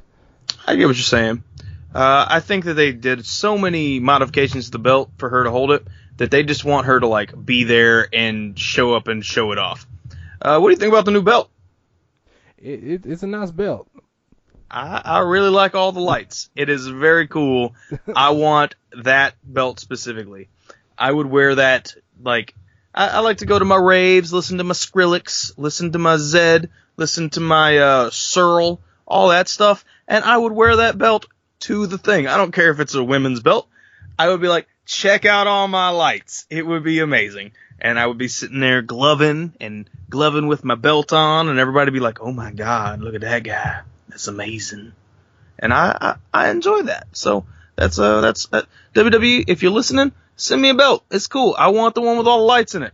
Hook me up. My address is 555. No, that's not my real address. Anyway, you know what it is. It's 321 Gimmick Street, San Antonio, Texas. I don't know the zip code because that is Stone Cold's address. But yeah, I mean, the women's division is just kind of there at the moment, and I wish they had more stuff to feud over. And like I've said this several weeks. I've said this several times on this show, and I'm pretty sure that's why they brought out the Money in the Bank briefcase for them to fight over, because I requested it. But I still feel like they need a little bit more to feud over. Maybe a women's Intercontinental title, maybe something like that. Women's U.S. title. I don't know. Because the women's division seems too big, but at the same time too small for what it has. If you get what I'm saying. Yeah, I got you.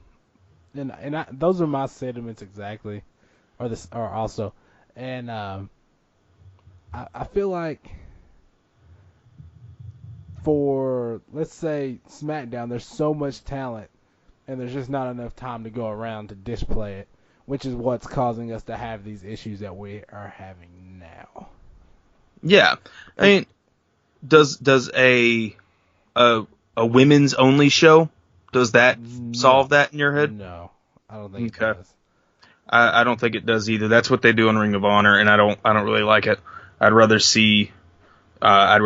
and Ring of Honor doesn't show the women at all on the regular show, and I'd prefer to have something more along the lines of what's going on in WWE. But Ring of Honor only does 1 hour, so. But yeah, what were you about to say? Before I rudely interrupted. I don't Remember. All right, and that's all that matters. Oos. Oos. Yeah.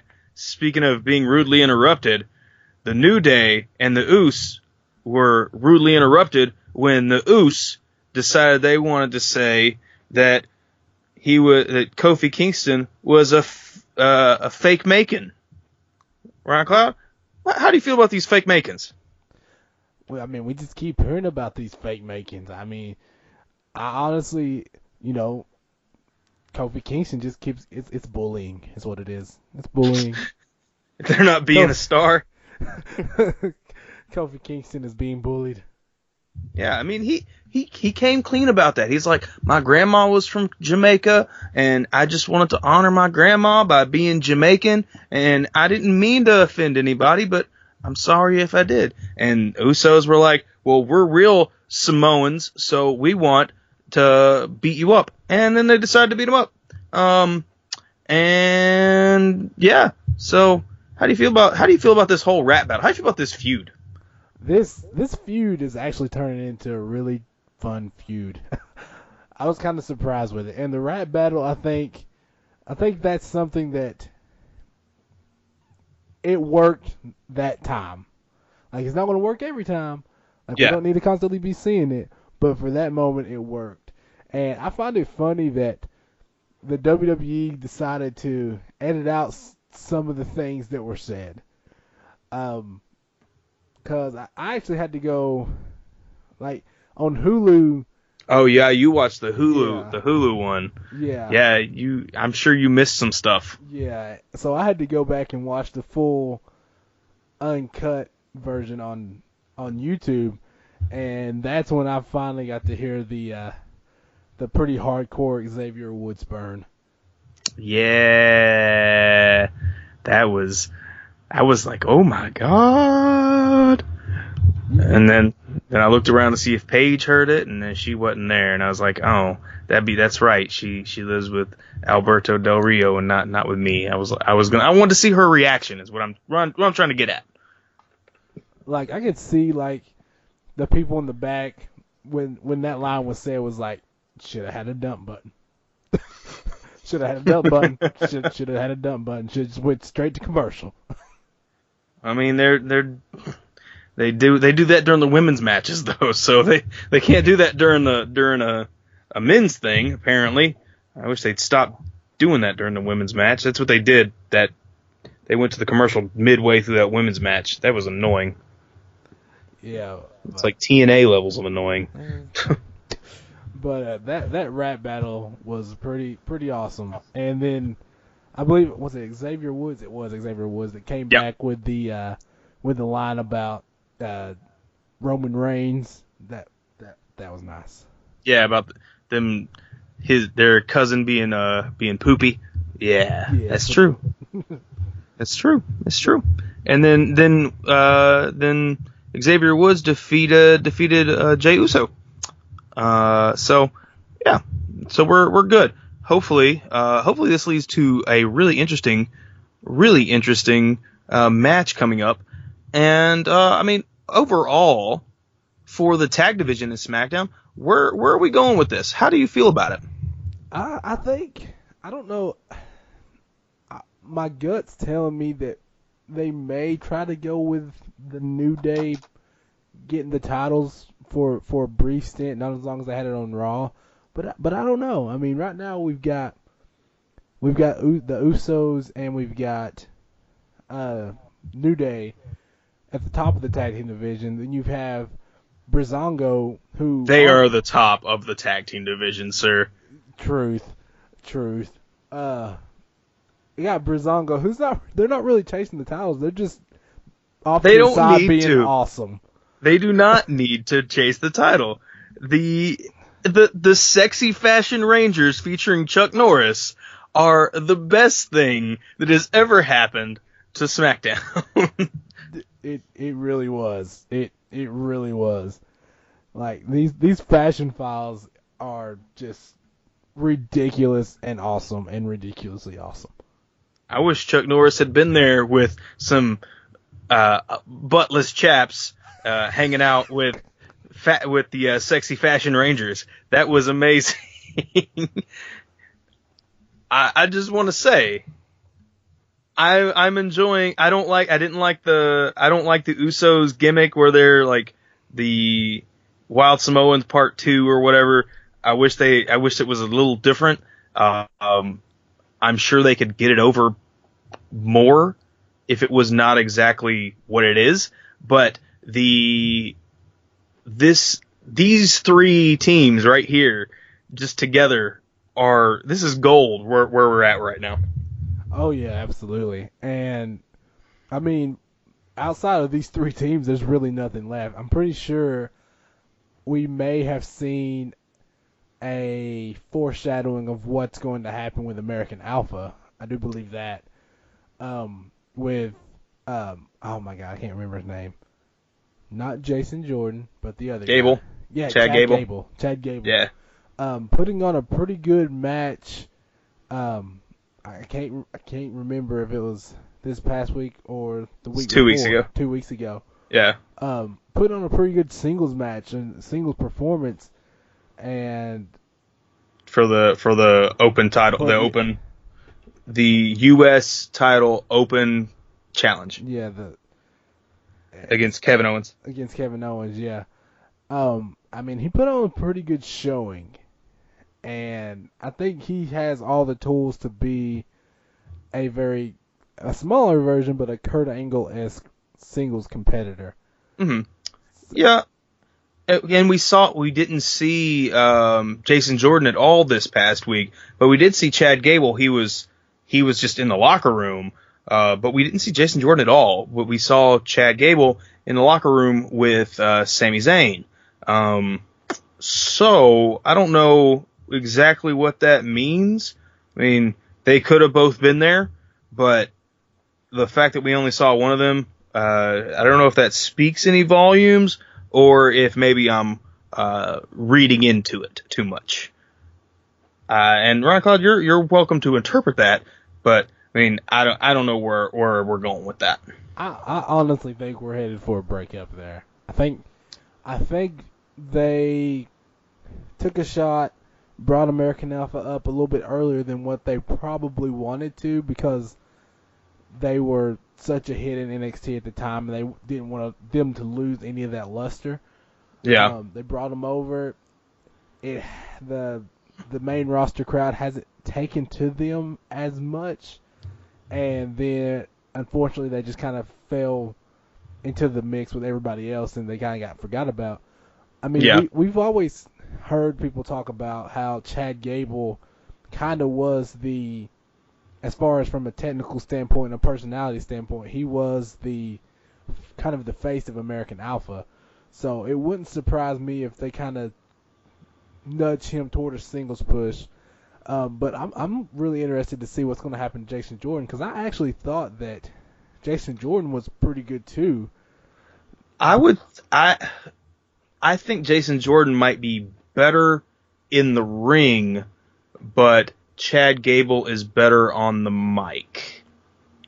That I might be coming completely off base there, but that's the way I see it. And I don't know if you're good on the mic but not necessarily good in the ring, you're more likely to get over with the fans than somebody who's just good in the ring. And all that being considered, I mean, Dean Ambrose is the opposite of that, where he's not as good on the mic, but he's really good in the ring, but he's also really good on the mic anyway. But I mean, that's a, what is the word? That's the instance that proves proves the rule, whatever that old saying is. The exception to the rule.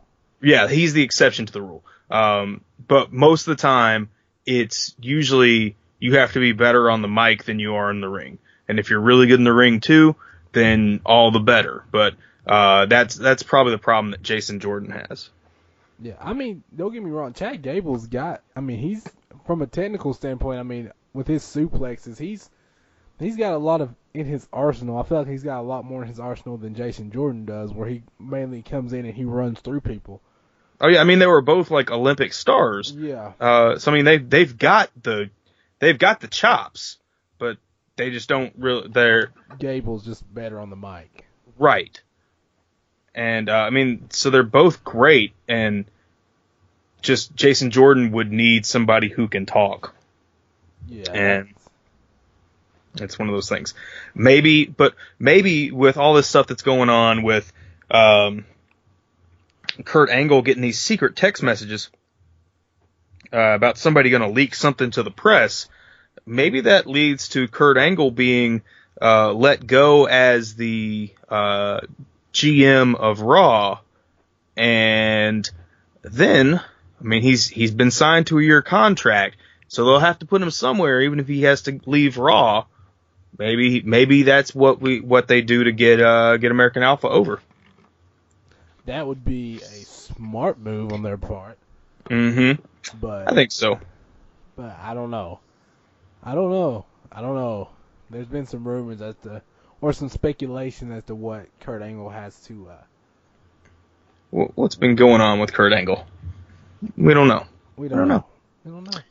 We're supposed to find out Monday. We'll find out. Yeah, so we'll find out. Hopefully something cool. Hopefully not something so bad. But you know what else is really cool? What's that?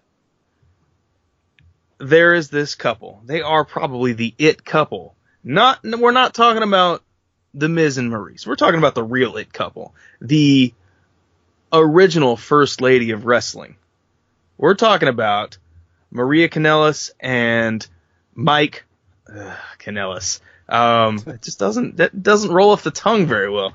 Mike Bennett. We're talking about Mike Bennett.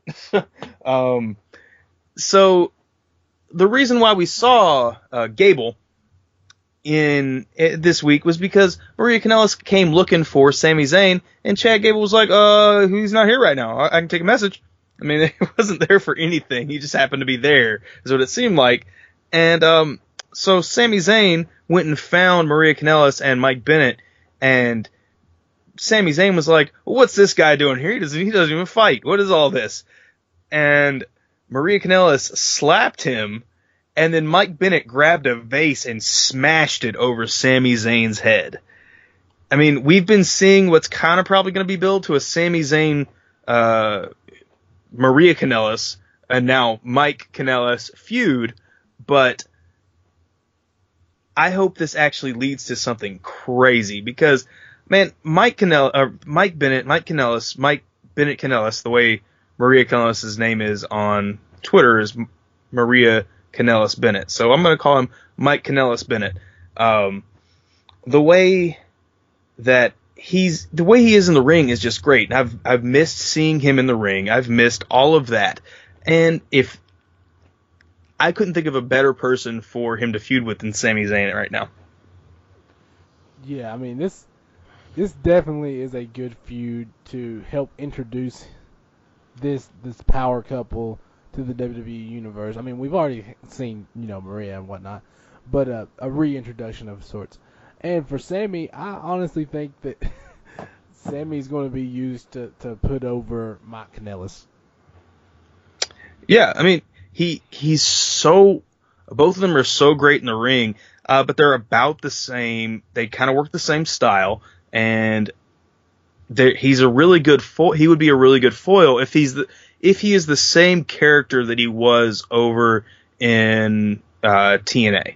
Yeah, TNA, because it was TNA at the time. If he was the same character as he was in TNA, then it's gonna be a great foil to work off of. The whole of the storyline is gonna be great too. I mean, there's gonna be nothing but gold coming out of that. At least I think so. I mean, you're more than welcome to disagree with me, but I have a feeling that that's probably correct. I believe, and you'd be wrong. Okay, then you'll be right. I'd be wrong. Okay, I see you. I mean, then you'd be right if you agree with me. But if you disagree with me, you're more than welcome to disagree, but you'd be wrong. Speaking of things that are wrong, dude, Lucha Underground, did you watch it this week? I did not get a chance to. Oh, you missed. You missed out. It was craziness. So, there was a few matches. We continue with the Cueto Cup. And, whoo boy, we had some crazy stuff happen. So, we had Taya versus Jeremiah Crane. Jeremiah Crane is kind of like a Aleister Black type of character. And Taya went over. For anybody that's keeping up, Taya went over, and then Sexy Star, Taya didn't go over. She lost. Taya lost. Sexy Star came out and distracted Taya, and Jeremiah Crane took the win. And then Sexy Star came into the ring and started beating up Taya with these brass knuckles. It got intense. And then in the next match, because we had 3 matches, we had Mil Muertes versus Paul London. Paul London is of the Rabbit Tribe. And, let's put it this way. Mil Muertes basically gave a public execution to Paul London. It was brutal. But Paul London did hit a killer moonsault halfway through the match, which is pretty good during his comeback run.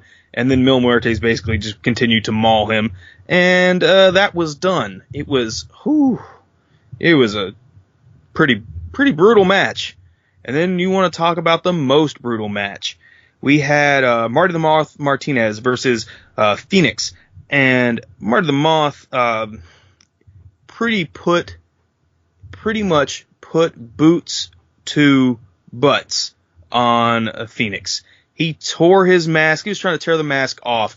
And if you are a person that follows Mexican wrestling, you understand the significance of those masks. They are basically the person's identity. It's like their soul. And Marty the Moth Martinez was there with Mariposa.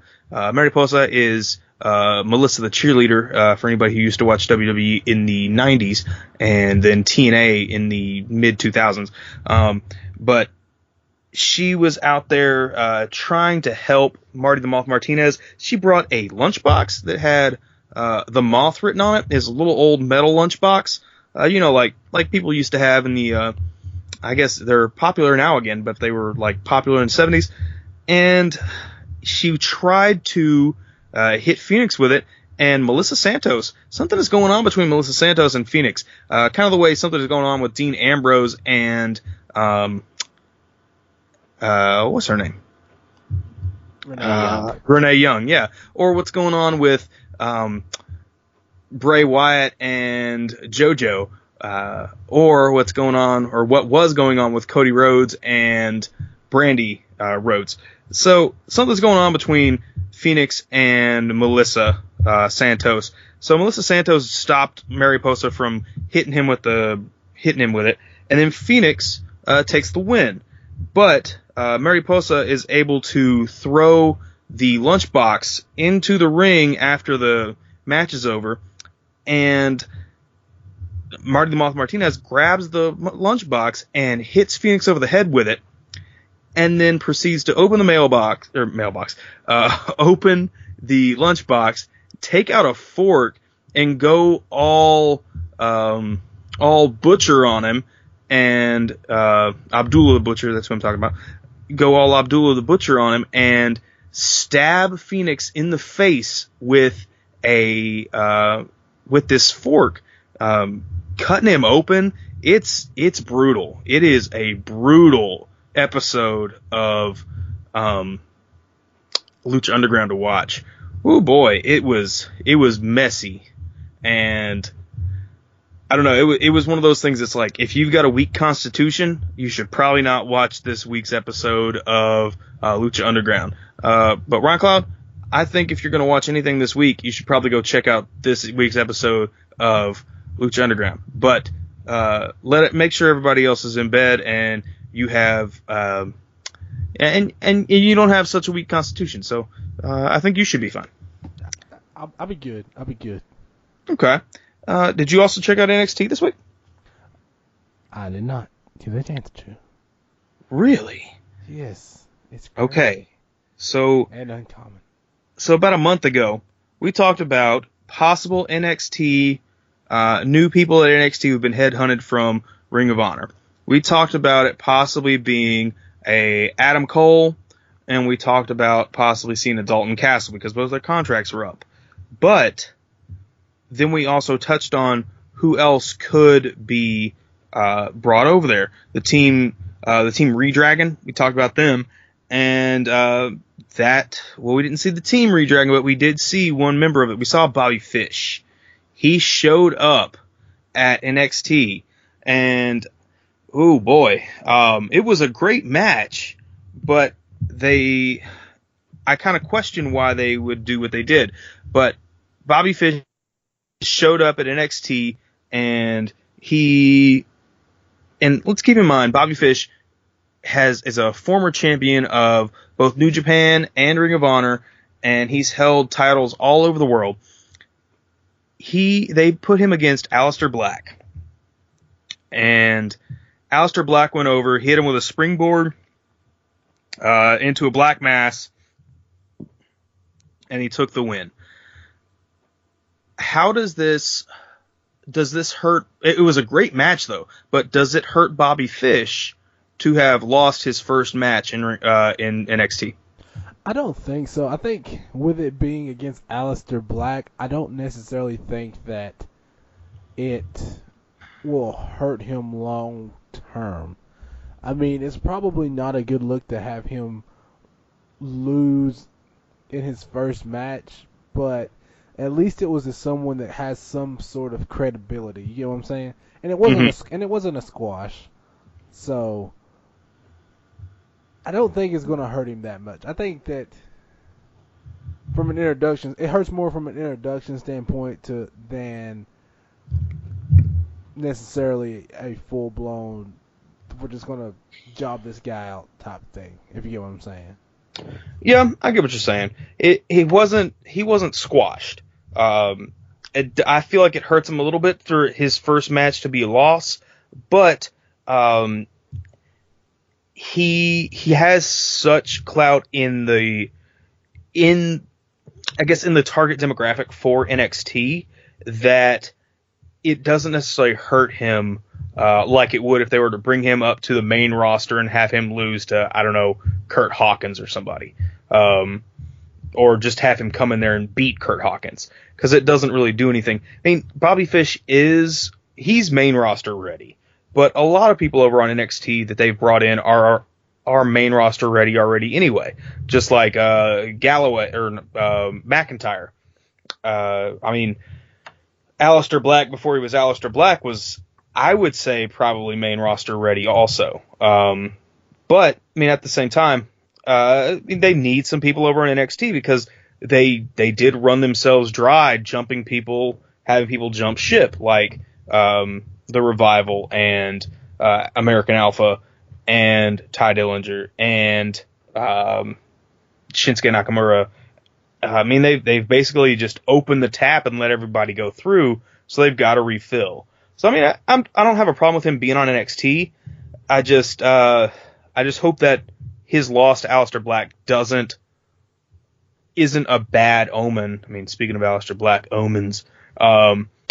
But I hope it's not a bad omen of things to come. I hope that they push him just as hard as he was getting pushed over. Well, if not harder, as he was getting pushed over in Ring of Honor. But do you think it could be a one-off match though? Does he go back to Ring of Honor? They do that occasionally. I've seen that happen a few times. Yeah. I don't know. I think that he might hang around for a little bit, just to kind of test the waters. Mm-hmm. I mean, like they did that with Rachel Ellering. I'd like to see her back over on NXT because I think she had like 1 or 2 matches in NXT. And I'd much prefer to see her on NXT than to see her over on Impact or wherever that. I think she's been on. I think she was on Impact when I saw her last time. I'd rather see her on NXT than Impact, but that means I would get less of a chance to see her at a live show. So, I mean, that's either here nor there, though. Also, we got a new team coming up. They're called the Street Profits. They're basically 2 black guys with gold chains and talking about the street. They seem like Crime Time 2.0. That's pretty much it. What do you think about those? What do you think about these gimmicks? I mean, I kind of touched on them a little bit earlier. Yeah. With the Street Profits, I'm not gonna. I don't know. I'm gonna give them a little bit of time. I'm not a fan from the jump. We'll say right there, because like you said, there was a little bit like Crime Time 2.0, and there should not be a Crime Time 2.0 because Crime Time 1.0 was awesome. Yeah, they're the best. They were selling panties on TV, used panties. I mean, they were the epitome of a stereotype, but it was still awesome. Yeah, I don't know. I mean, it's kind of hard to not make these gimmick stereotype stuff. I mean, that's kind of where everything comes from with most of these wrestling gimmicks, which is I'm really glad that they didn't use Sami Zayn being Muslim as a gimmick. That would have been horrible. But at the same time, that's usually the way that most things go, is we've got to boil this person's character down to the most easily understandable thing. And that's kind of where these gimmicks come from, is they've got to make them as understandable as possible to the biggest, widest gap of people. So you can't have nuance or anything. So, I mean, there is always the chance that they're going to make something that's really stupid and really offensive, or it could be really cool, but it still could also wind up being very offensive, even if it is really cool. I mean, like Crime Time, they're really cool, but a lot of people thought they were offensive. So, I mean, there's always that. So that could be a thing. Not sure yet. I mean, they've only run a few vignettes. And then we also had the qualifier for the Mae Young Classic. We had Jamie Hatchie versus Vanessa Moore. Vanessa Moore went over, and Jamie Hatchie, I've seen her a few times. She's pretty good, but I wish she had won, because I've seen her a few times, and she seems to be better in the ring, but Vanessa Moore went over, and I mean, that's just how it is. It just, I guess, I don't know. I haven't really seen Vanessa Morris. I don't know what she does. And the match just didn't seem long enough for anything to have developed. And that was NXT, really. There was something with Johnny Gargano, but it's not really. He was just kind of talking about how sad he was that DIY isn't a thing anymore. And then over in the land of Misfit toys. Yeah. Hey, but I don't know. So there's this thing called Impact Wrestling. We've talked about it. It is owned by Anthem. We talked about that. It is now part of a thing called Global Force Wrestling, which we haven't talked about. Well, we kind of talked about it. Last week, or 2 weeks ago, they had a pay-per-view which unified a lot of the titles. So, and then the next week, we had Global Force Wrestling appearing on the new Impact logo. It was a six-sided polygon that had Impact in the middle, and then it had Anthem at the top. Now it has, it's the same logo, but it says GFW at the top. So it says GFW Impact Wrestling Anthem at the bottom. So pretty much, TNA is now Global Force Wrestling. We knew that was coming.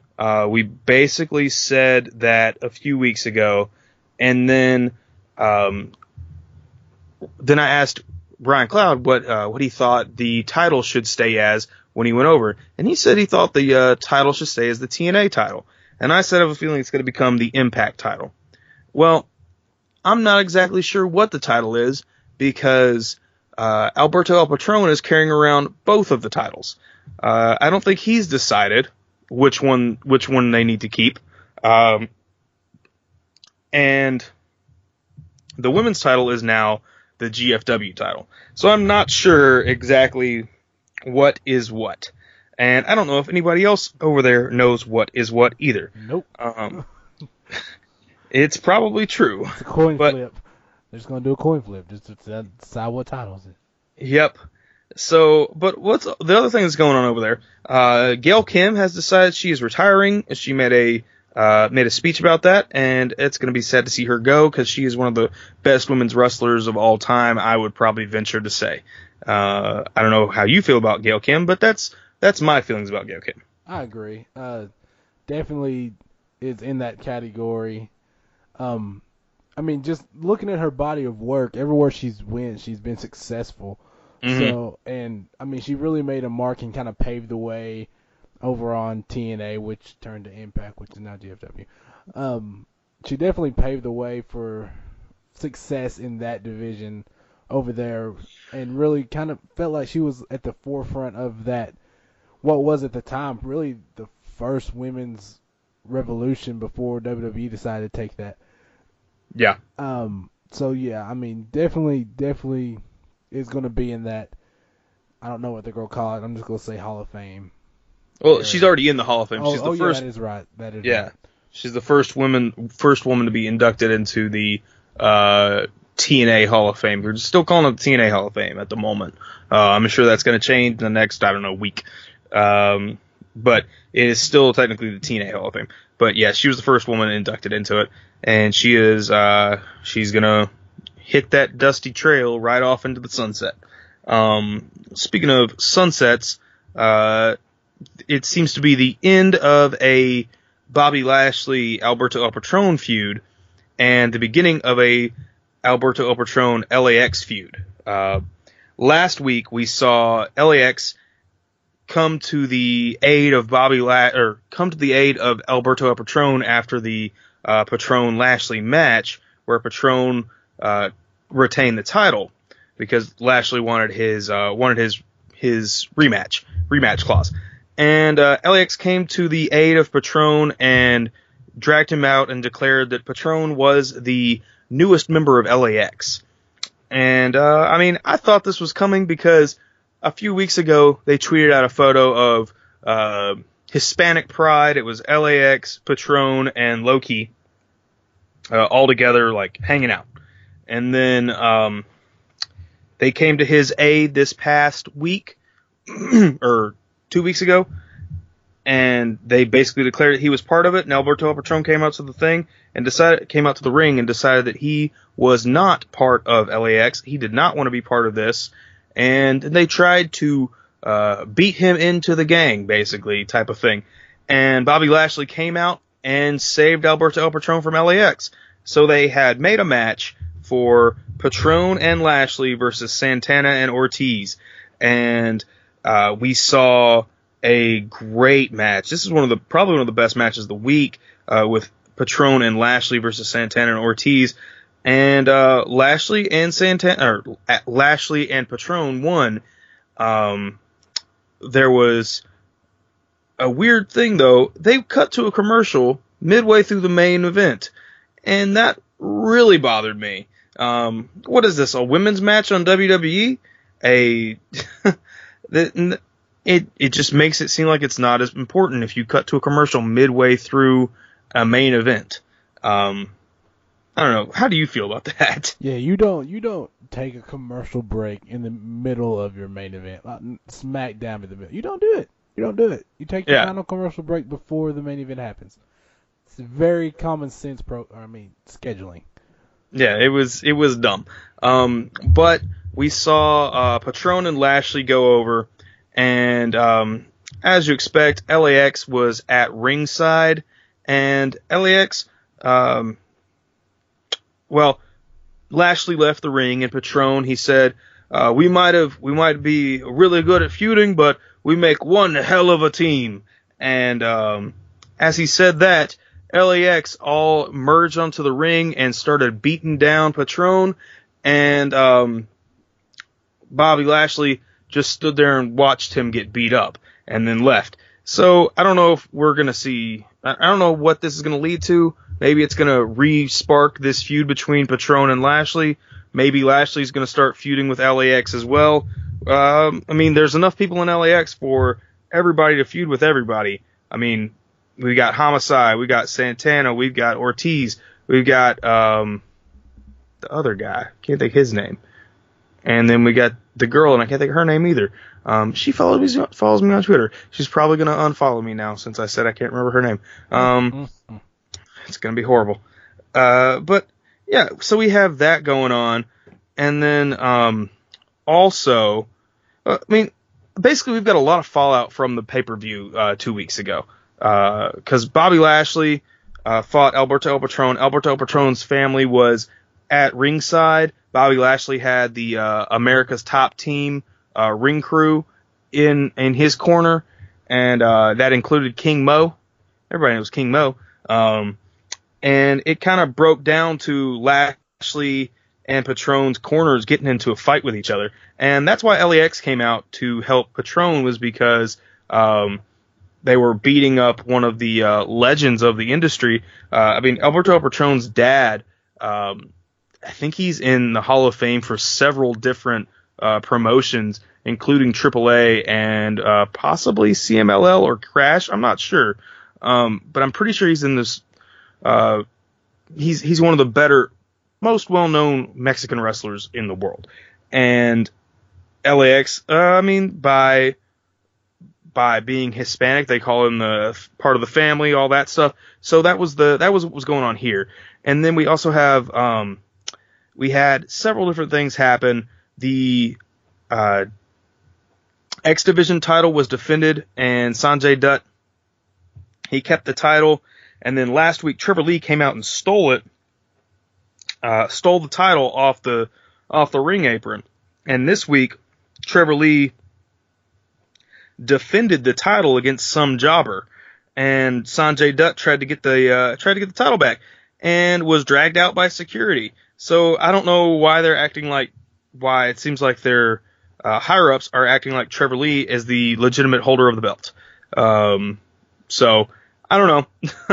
It seems kind of weird, but I feel like we've had a story similar to that in WWE, but not in a while. And then we also had Moose defending the Grand Championship against Marufuji from the Noah promotion, And over at Slammiversary, we saw that GFW / Impact had signed a contract with Pro Wrestling Noah over in Japan and AAA and Crash down in Mexico to have a partnership. And we know they've had a partnership with Monster Factory as well. So Noah was trying, Marufuji from Noah was trying to get the title. And EC3 basically breaks it up and Moose retains. It was a pretty good match until EC3 messed it up. And then we also had Grado. Grado's back. Everybody loves Grado. He's a kind of chubby British guy. He's pretty cool. He is basically there trying to get a date, and he's trying to get a date with Laurel Van Ness. And I hope that Zack Ryder does not find out, because he will come beat up Grado. It'll be Cody Rhodes Moose all over again.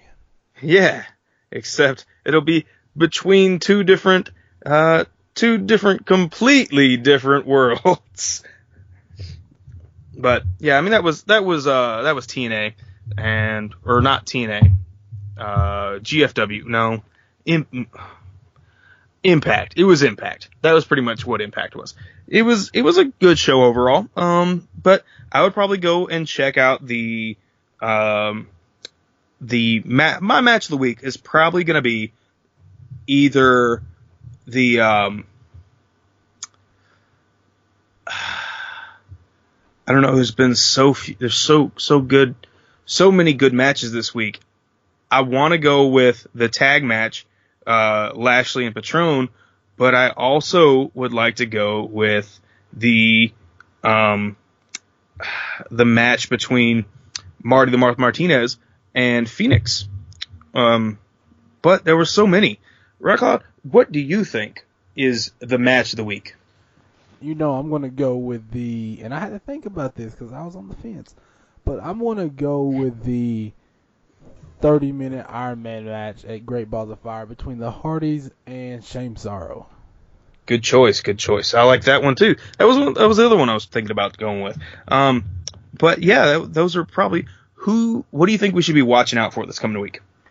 I think this coming week, I mean, I would have to say, I mean, the main thing to look for, especially on Raw, is to see how this Samoa Joe Roman Reigns thing pans out, to see if we even get a challenger for Brock Lesnar at SummerSlam. I mean, it's kind of up in the air. I think we will, but I just don't know who it's going to be. Okay. I like it. I'm kind of wanting to see where this Mike Bennett Sami Zayn thing goes. That, I have a feeling, is going to be gold. And the big Cass Enzo stuff. I mean, there's so much good going on right now, which is so far and away like things used to be during the summer. Summer used to be not much of anything until SummerSlam. But I mean, I guess they've got so many pay-per-views to do now. I mean, you got to fill it with something. So maybe all these pay-per-views is not so much a bad thing like we normally say, but it's a good thing sometimes. Very sometimes. Yeah. Anyway, I guess do you have any closing statements for our people before we tell them where to find us? Not that I can think of, except for if you ever doubt WWE's ability to promote anything, just go watch the Mayweather-McGregor press conferences. You'll change your mind completely. Hey, I'm enjoying that suit, sir. I'm going to go buy it. You can enjoy the suit all you want to. You could fall in love with the suit, but you cannot tell me that they've been any good.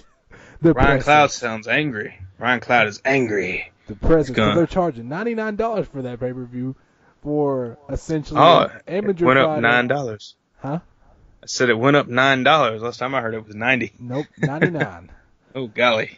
The same price that it was to buy Mayweather-Pacquiao. You know, a fight between two of the best fighters in their generation. Yeah. Yeah, they decided that, hey, it's McGregor, Floyd, let's just make everybody pay $99 to watch what is just going to be essentially it's just a spectacle. I'd pay $1,000. You know that meme with Fry from the Futurama holding up that bag? Yep. Says, take my money, take my rupees. That's what I'm feeling right now. I'm just like, take my money. Just add it to your little bag of money, Floyd Mayweather. You know you need it. I'm more hyped for Triple G Canelo if we're talking about boxing. Triple G Canelo is going to be a great match, and it's the weekend of my birthday. So, yeah. So, basically we're flying out to Vegas? Where is it? I bet it's in Vegas. Yep, we're flying out to Vegas. Yeah, we're flying out to Vegas. It was surprising it was in Vegas because neither one of those fighters are American, so it kind of surprised me. Yeah, but it's one of the biggest places in the world, or biggest spectacle places in the world. So it's the biggest boxing match that they can make that's not Floyd McGregor, even though that's BS. Anyways, your closing statement. Biggest boxing match that's not Randall Lee Craft Jr. versus Anthony Ryan Cloud III, Esquire. PhD. Okay, just adding all kinds of stuff on there now, right? But anyway, if you like what you're listening to, don't forget to like, comment, subscribe, throw off all that stuff, check out all that stuff down in the comments below, hit up the Amazon, do all those things. You can find us on Twitter, Facebook, all of the places, Podbean, Podcastlevania, all those things. iTunes. And iTunes as well. I forgot. I found it on iTunes the other day. It was great. Anyway, check us out there, and don't forget to stay awesome. We will catch you later. Bye. Peace.